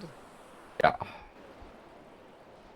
I think they tried to relocate them back to the wild, but I think they just came back. Yeah, wildland tend to go right back to where they nest.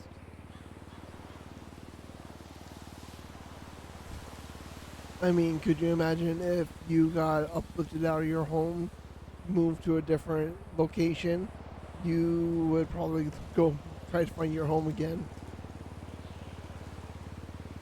Assuming that you thought your home was still there in yours. My home never felt like home. Let's say our RV feels more like a home than my old home did. Okay.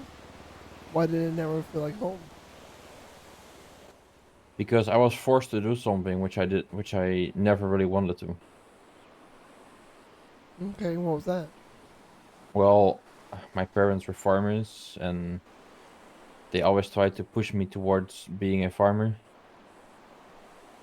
And it's not my life. It's just not the life for me.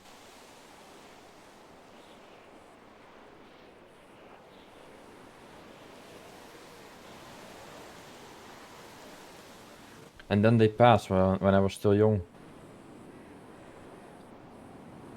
I went through a lot of family shit. A lot of family shit.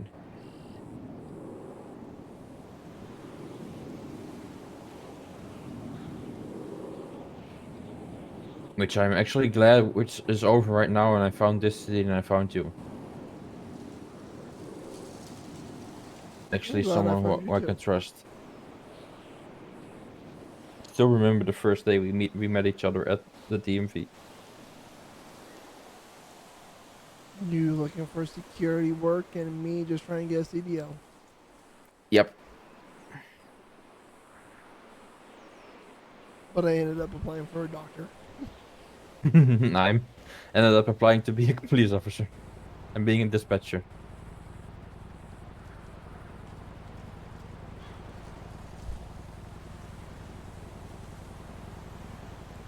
Which, by the way, I feel like my interview should be coming soon.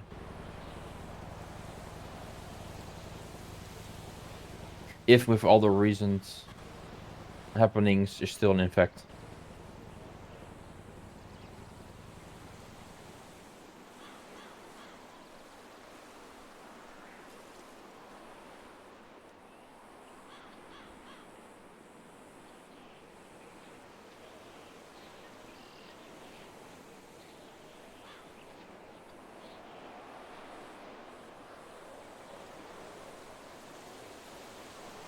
But I don't know, I had a lot of officers say I would make a good cop, so who knows?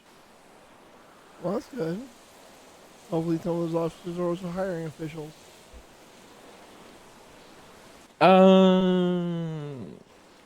No, they were just cops.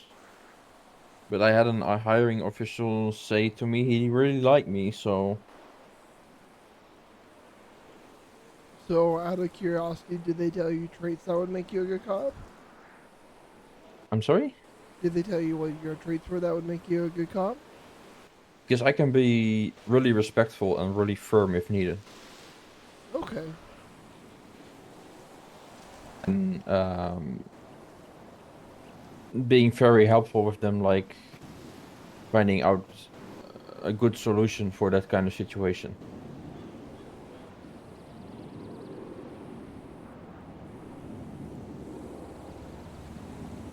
Like, for example, I was asked on traffic stops, like, what would you do in this situation? Or what would you do with this person? Which was quite funny. Because I was actually kind of acting like a police officer at that point, which is kind of fun.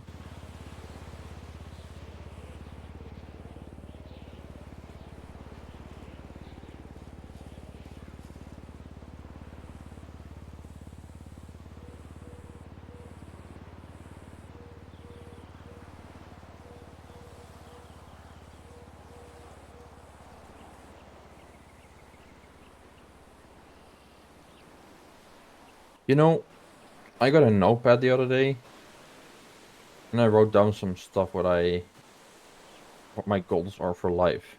Okay, what are your goals? So my top goal would be marrying you, of course. Become more patient.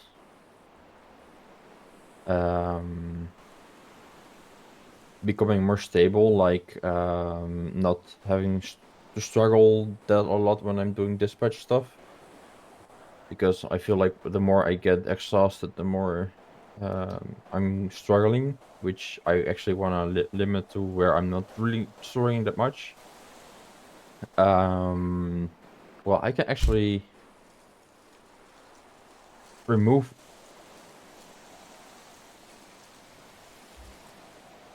because it already happened. Nice. One thing already off your checklist. Yeah, it was getting a bike. Awesome.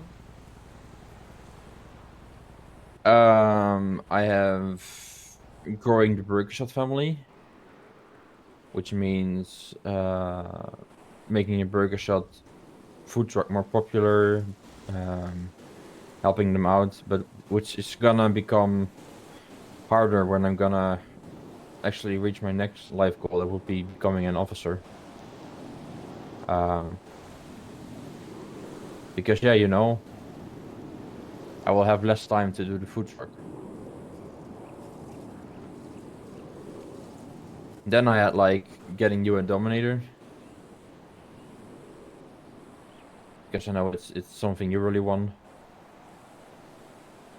Maybe get like after that, maybe get like motor certifications for, certified for like when being an officer. Field training for dispatch maybe. And in general, just like, I think my biggest one right now would be marrying you and being more patient. Because Okay. I think I can become really impatient. Are you being impatient by me making you wait? Uh, like being really, really anxious and really unknown, and like, yeah, I want to know the answer of this or that, and which in the end, you know, looking back at it, wasn't really my fault, because they just apparently the message didn't came through me. So yeah.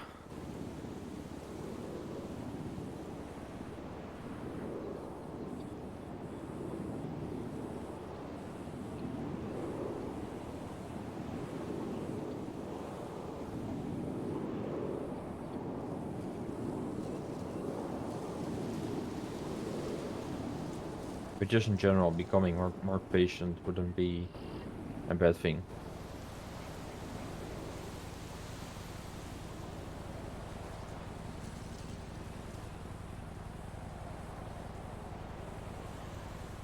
This helicopter is doing circles.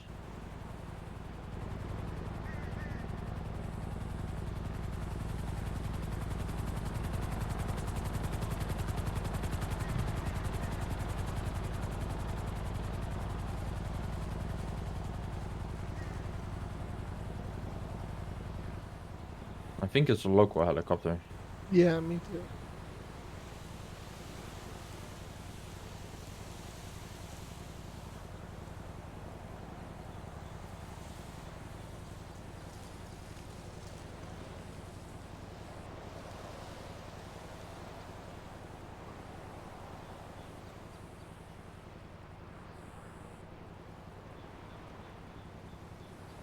What the hell? Did you hear that? No. Sounds like the helicopter's crashing though.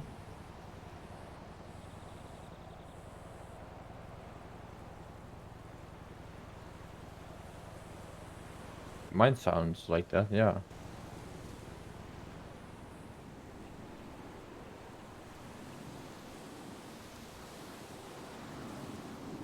Now we have to rearrange a new date because it's just there's no longer Ramathon.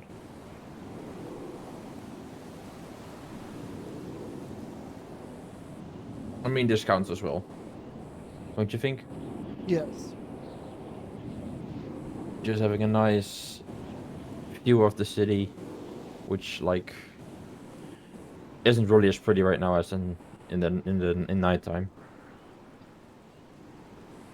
And just talking with each other.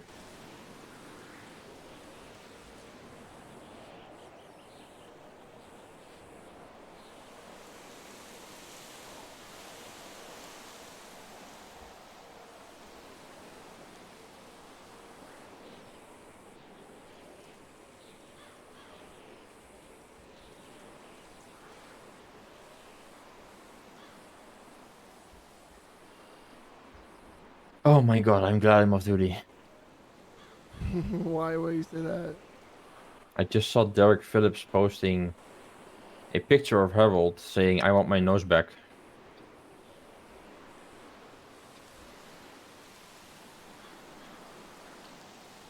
Did Harold take his nose? No, I think Fish did. Oh.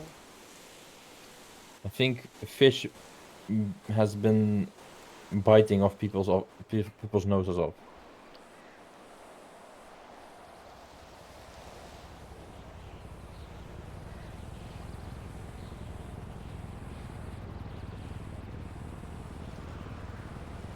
Which really starts to disturb me. Because people still find Fish an amazing dog, and I don't know why. Yeah, I don't understand that either. Like, don't get me wrong, I've helped fish a couple times, but I just hear a bunch It's, of horror stories of what that dog's done. he's a demon dog.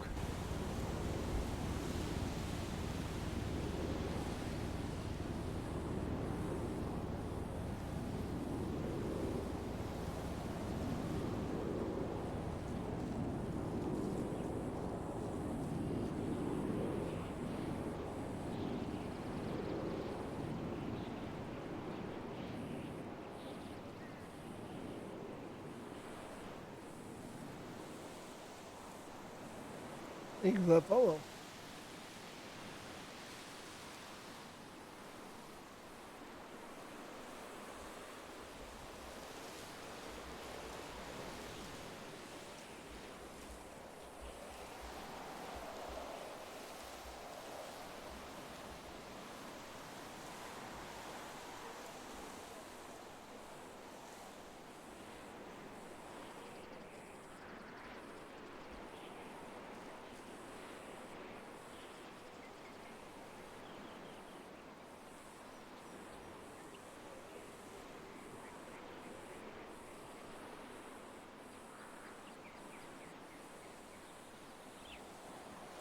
What you reading?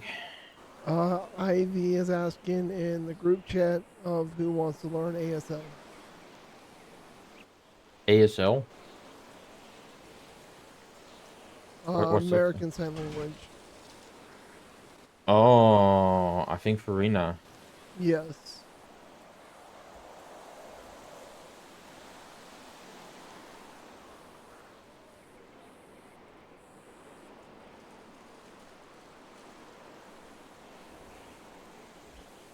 Why do I feel like that helicopter's about to crash? One, she knows it. Okay, she knows ASL. I know ASL. That's the reason why I was like, does she know ASL? Are you deciding if you're gonna wanna learn it? No. I was just like whether or not I already knew it. See, my brain knows ASL. So I was debating Ah, whether or not I knew ASL. I see.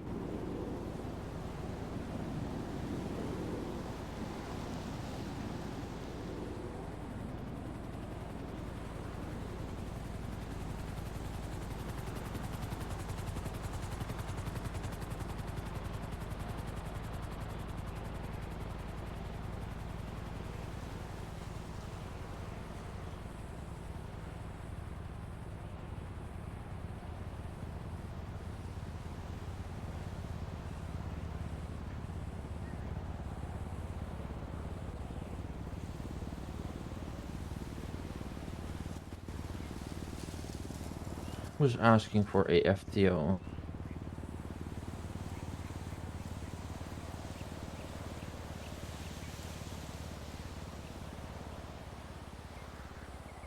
Thomas Fingerman.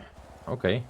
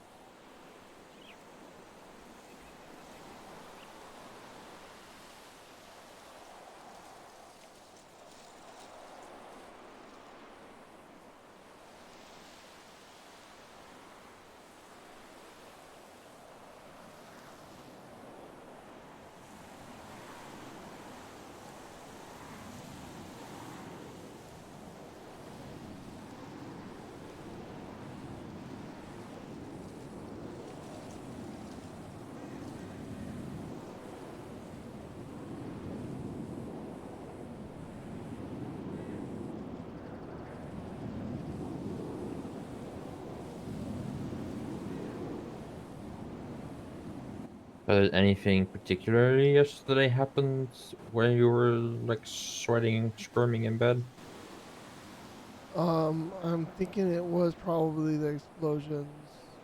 with explosions Yeah. at the hospital? Yeah, there was one at the hospital actually, yes. But the other one was on my way to work. There was an explosion. I couldn't isolate the location of it, but yep, explosions. Okay. Well, that makes sense. Especially if you've been like in the Air Force for like that long.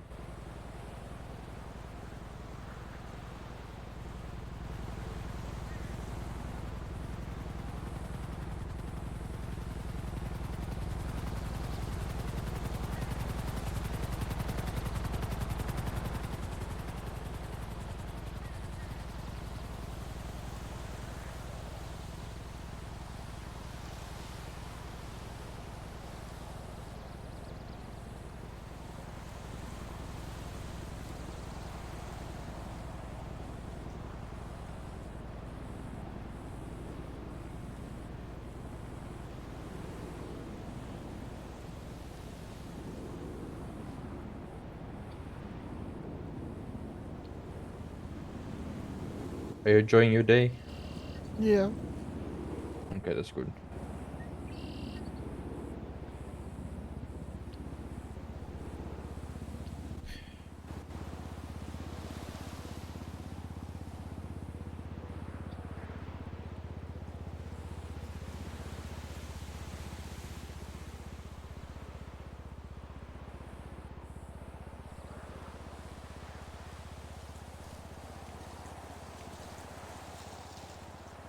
I think I feel like this is a nice quiet spot, even there's like a helicopter circling. You know? Yeah.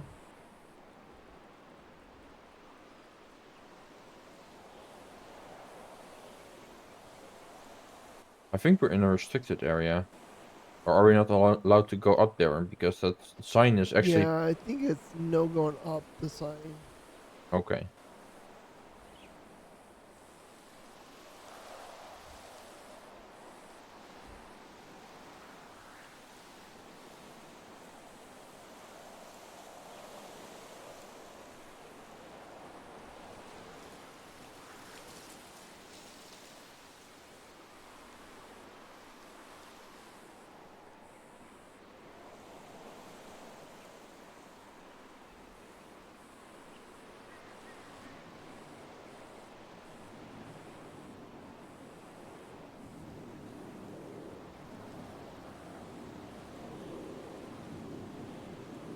You know, I also do like a day without work. Even though I did work a little bit. For most of the day not working. Actually pretty amazing.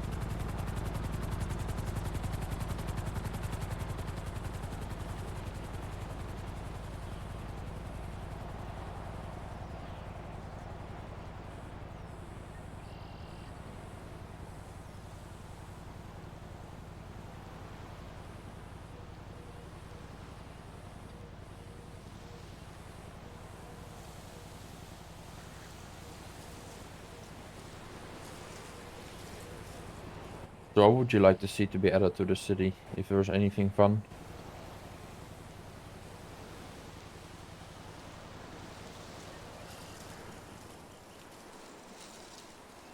Honestly, I don't know. I think the only thing I would want is like just like an activity job, you know? I don't know, Mm-hmm. maybe Tone's already there.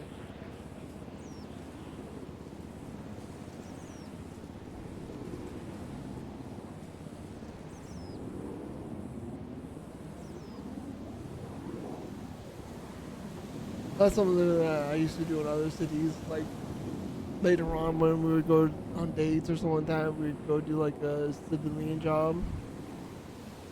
Like one of those, it was just like a job that you did as some, like before you got actual jobs. Oh. Okay, couples taxi cab. Yeah, something like that. And we would do that as like a date night. We could do that. I'd rather not do taxi because I got some issues with the taxi cab drivers before. I tried to do a one-day taxi thing and I was trying to like do what everyone else did, but apparently it's a business thing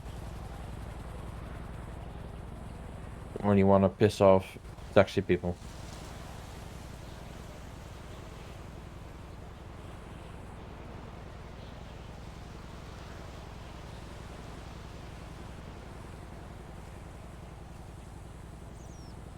I wish I could just do a day where you would be like be able to sit around me when I'm doing dispatching or something, or sit around you when you're doctoring.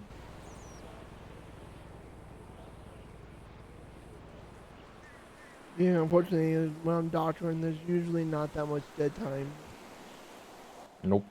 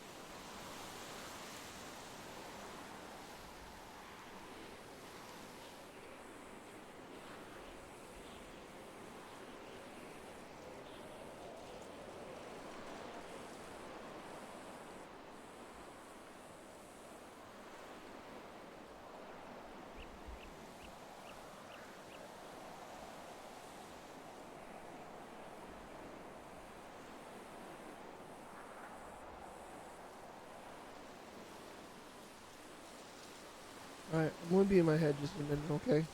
Okay. Be right back, chat.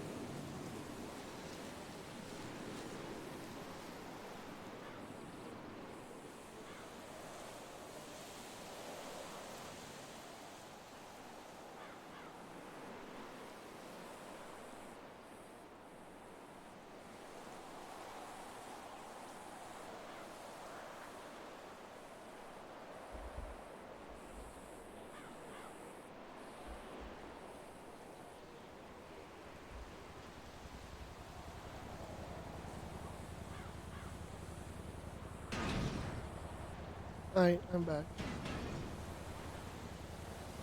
Good to have you back.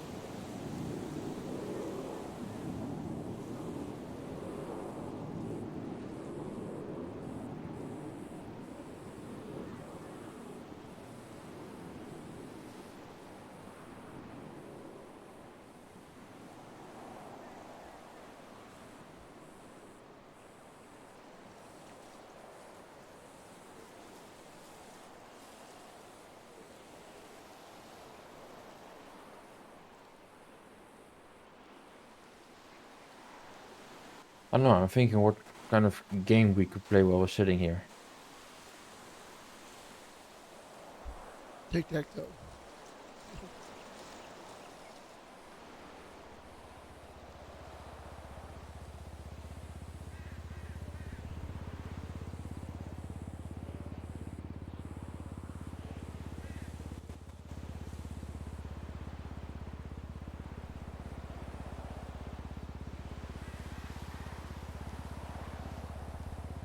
Oh man, so many new dispatches are signing on right now. Well, I have a day off. Not my problem. I'm not an FTO.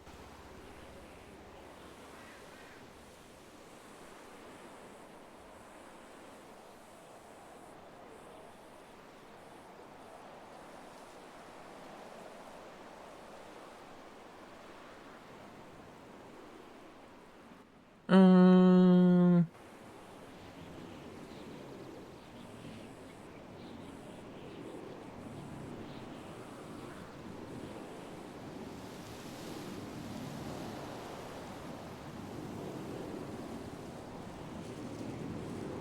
if you could change one thing about me, what would it be? Nothing. Why would I change something about you? I don't know. I'm just asking questions.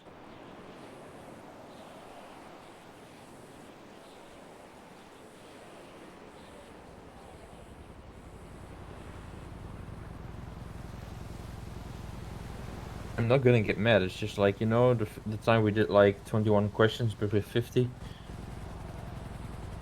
Yeah. Actually, 25 questions. I was just trying to ask you some questions just made up by myself.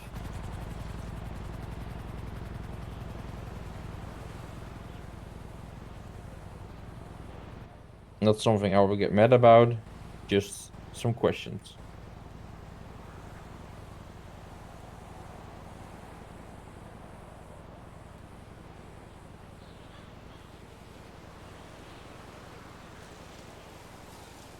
So, if there's one thing you could change about me, what would it be? Nothing. I wouldn't change anything about you. Okay, fair answer. Is there something you would change about me?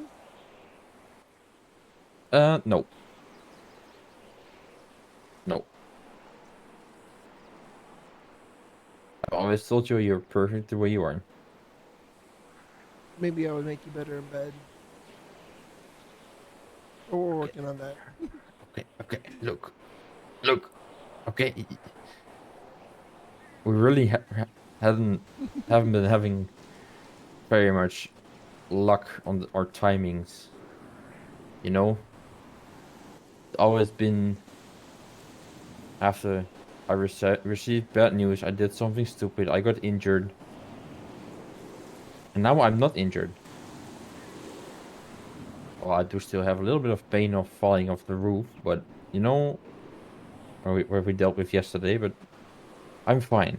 Maybe we have a lot of more luck today.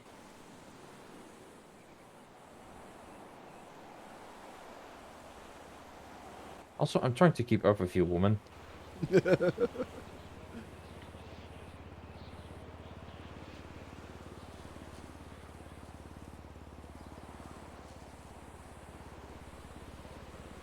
We're gonna need to get you on some magnesium.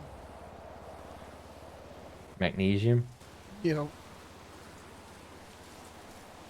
What does that do? promotes sperm growth. Oh my god.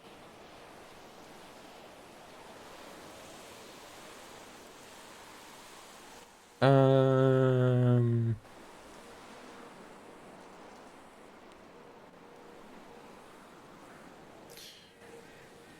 would you rather go hiking or stay in the RV all day?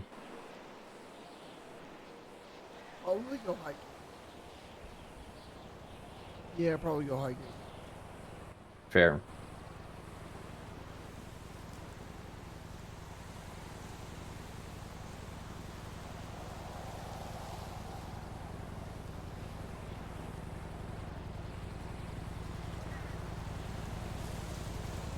In real life, I would stay in an RV all day.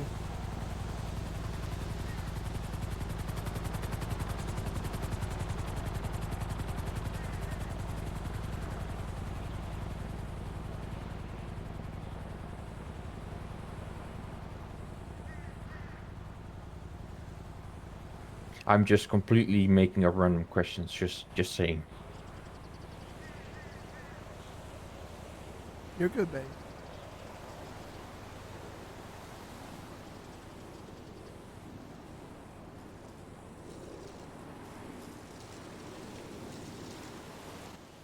What's your favorite color? Pink. Oh, it actually is pink. Yep. Okay.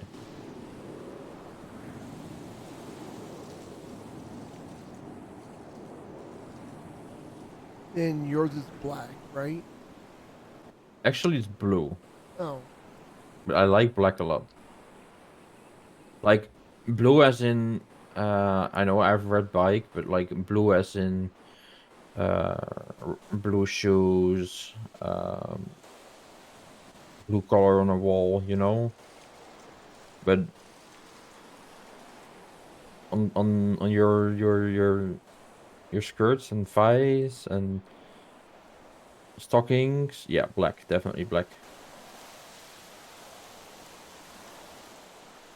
Heck, I think I would even drool if you would like dress as a goth girl one day.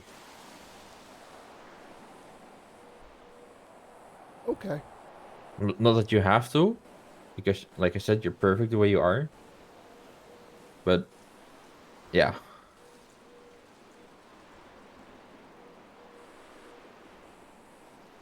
And this doesn't mean I'm looking after every goth girl I see. I just have my eyes on you. So kind of like how Ivy typically dresses. No, not really.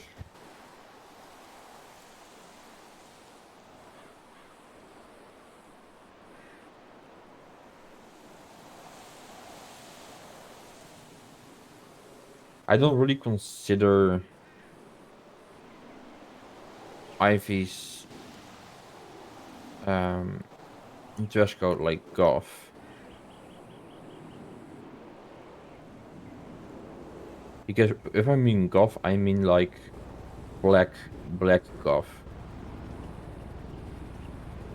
Know what I mean?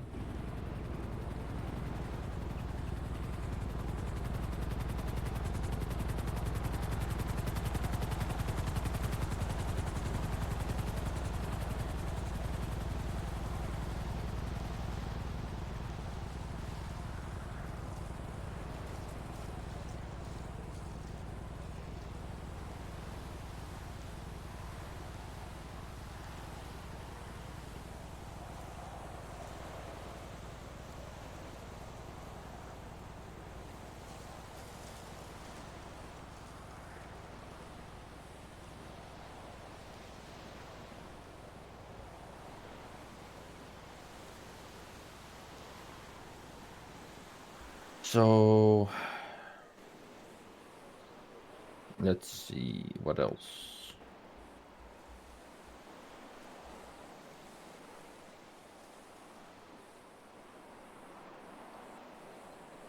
Would you rather go swimming in a swimming pool or in the ocean?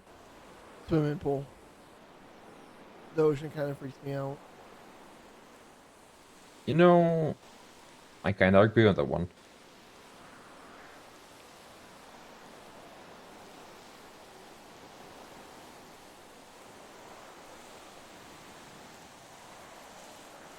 Ooh. Would you rather work at the hospital or the gay bay?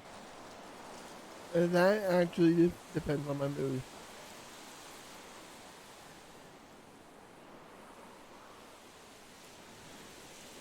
Like tomorrow, I plan on working at Gay Bay, but I enjoyed working at the hospital yesterday. I see.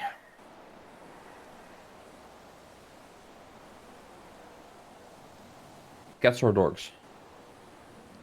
I am more of a dog person. You can take them for walks. Play fetch with them.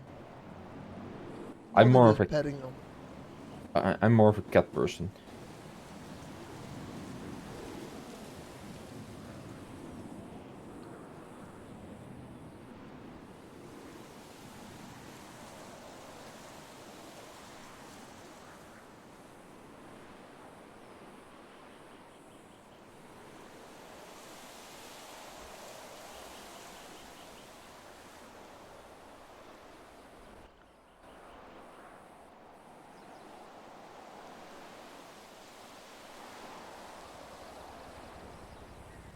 Pizza with or without pineapple? Pizza with pineapple is good, but not all pizza should have pineapple. Like I really like a spicy pineapple mix, and like sweet and the spicy just actually smell really well. I think I'm gonna have to disappoint you in here with this, but I don't feel like pineapple should belong on pizza.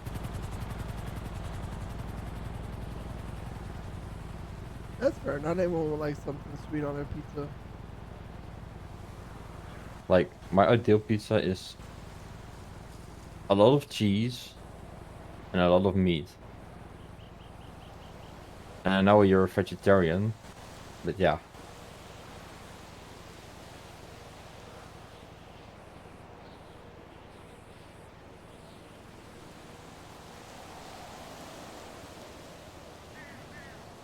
I hope you don't mind, I'm not. No, you're fine. Do you want to know why I'm a vegetarian? Sure. So after I got done with the milk, so I was not a vegetarian until like a couple years ago. But I got out of the military and like my moral compass kind of just like flipped in on itself. And I realized that like so a tree grows an apple with the intention of the apple being eaten, right? And Mm-hmm. it goes the same way for most fruits and vegetables. There's an intention for that fruit and vegetable to be eaten. However, a cow does not give birth to a calf with the intention of feeding the cat, of feeding the coyote. You know what I mean? I kinda do.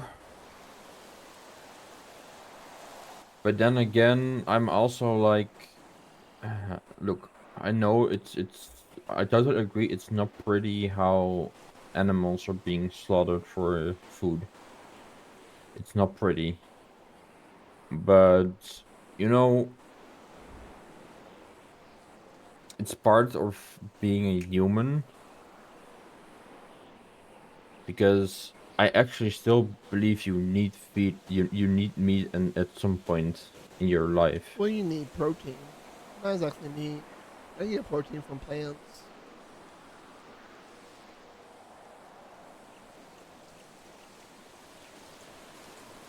And also, like we've been hunting, like way back. It's also like kind of like um, the cycle of life. Yeah, but like way back, we had no choice but to eat meat. Like I'll be honest, like True. if I had no choice, like if I was going to starve to death or I could eat a rabbit, I'd eat the rabbit.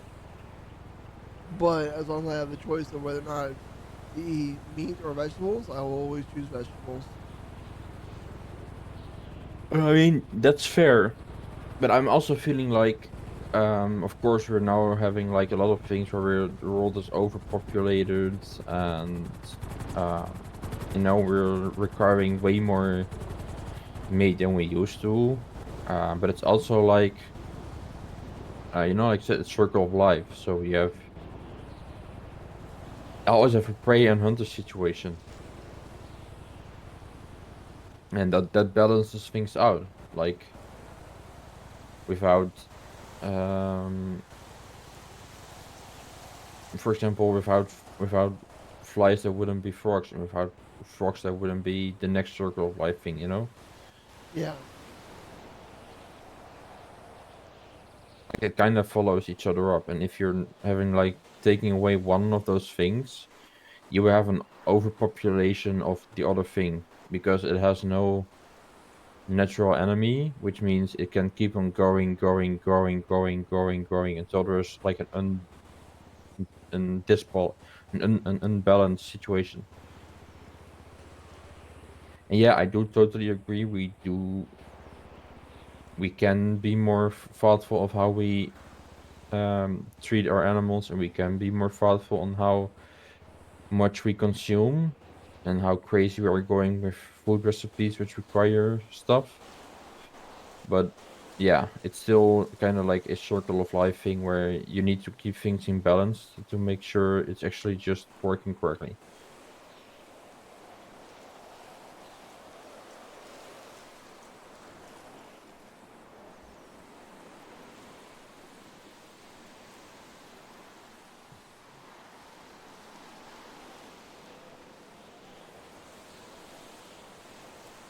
But I would never tell a vegan or a vegetarian to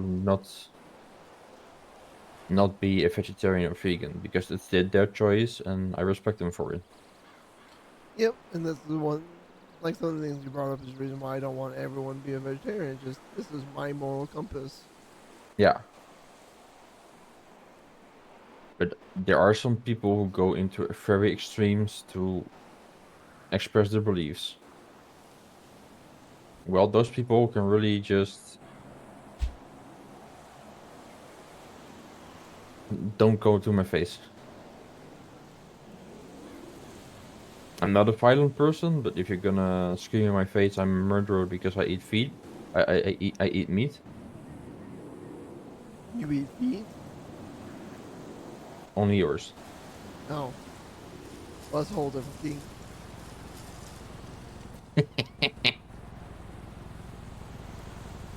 Actually, I don't know. Never tried.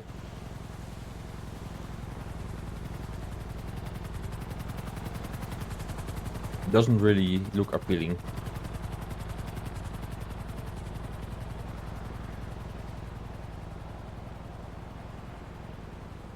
Believe it or not, beside one part of the body, feet actually aren't really appealing to me.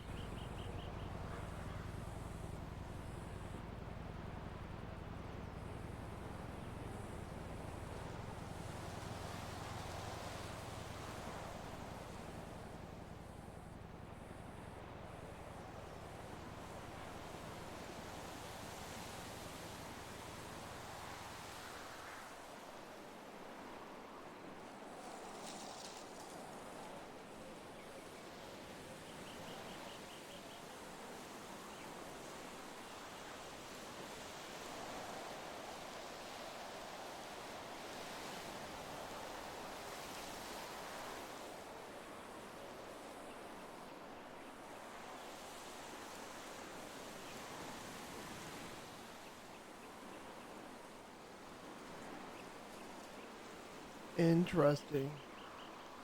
What's interesting? Q just told us not to give statements to the police.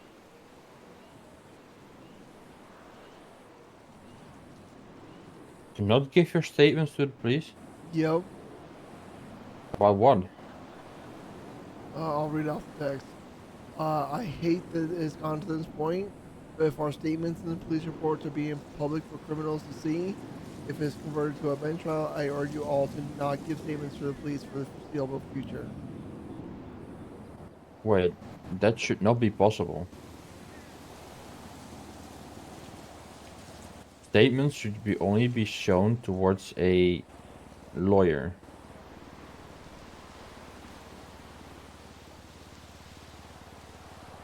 Because a lawyer is the only one to be able to request a report number.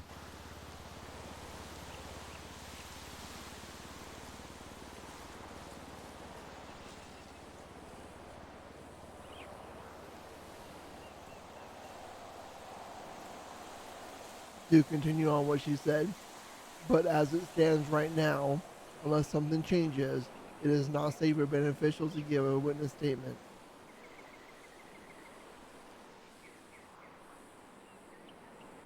Huh. But that would just count for everyone, not only the doctors, right? Yep.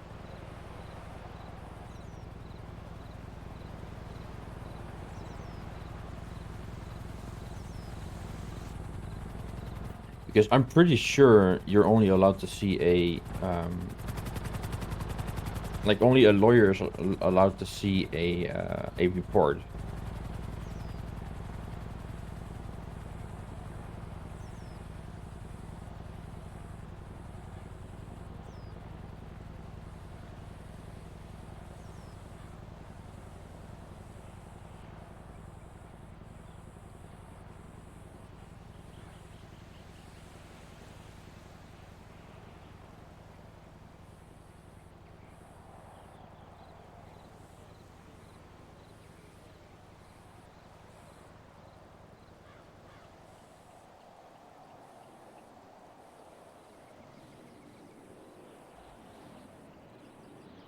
Oh man, I'm starting to get tired. You want to go to bed? I think I'm gonna go to bed early tonight. I I'm might too. sorry. I wish I could have stayed longer, but I'm really getting tired. No, you're good, babe.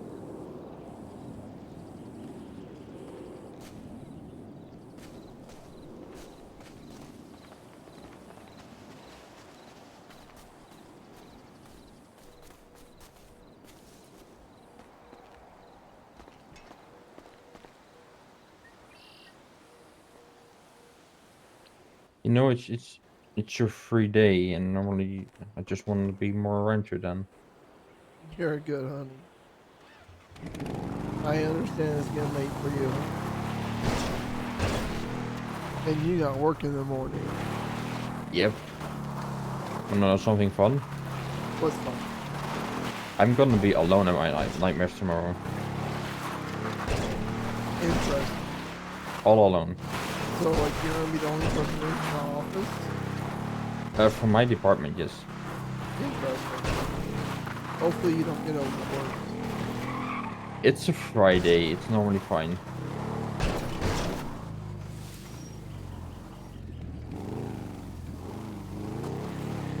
This doesn't seem like a great idea.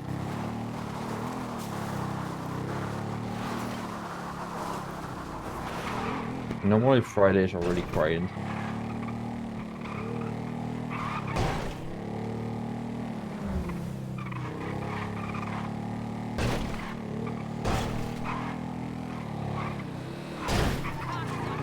Oh, Oh, I saved that one really big time. yeah, you should have seen what I saw in my eyes. Did I hit it in your eyes? Oh, we went head on. Oh Jesus.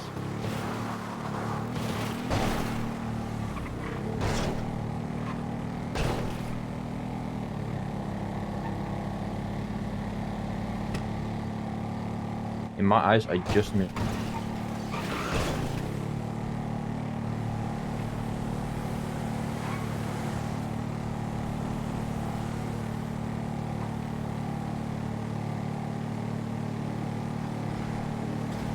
Okay.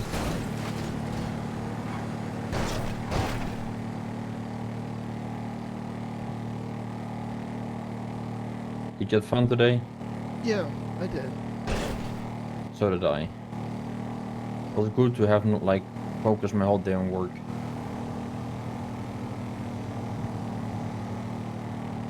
Which reminds me, with all of the new... No, I shouldn't ask because I already asked before and they said I had to wait.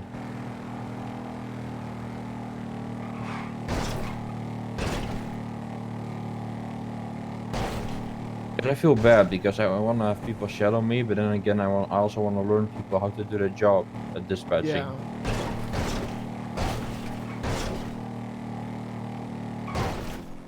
And then I'm just trying to give them tips and tricks, and then I feel like, don't I just do too much right now?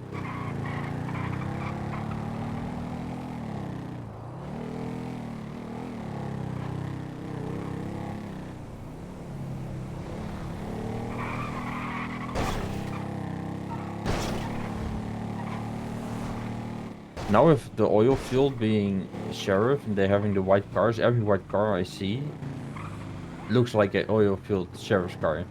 Right?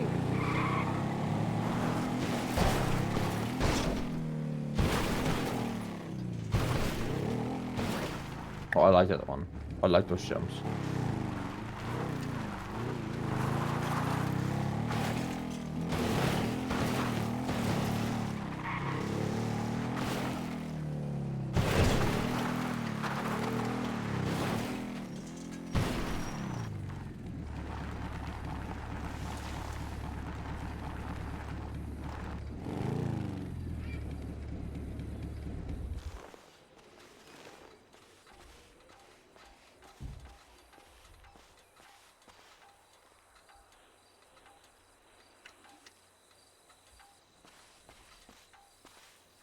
You gonna go out and do something, or you gonna go to head to bed as well? I think I want to sleep with you for a little bit. I'm not sure what I want to do tonight. Maybe you should take some rest, since you're not really feeling well. I feel fine.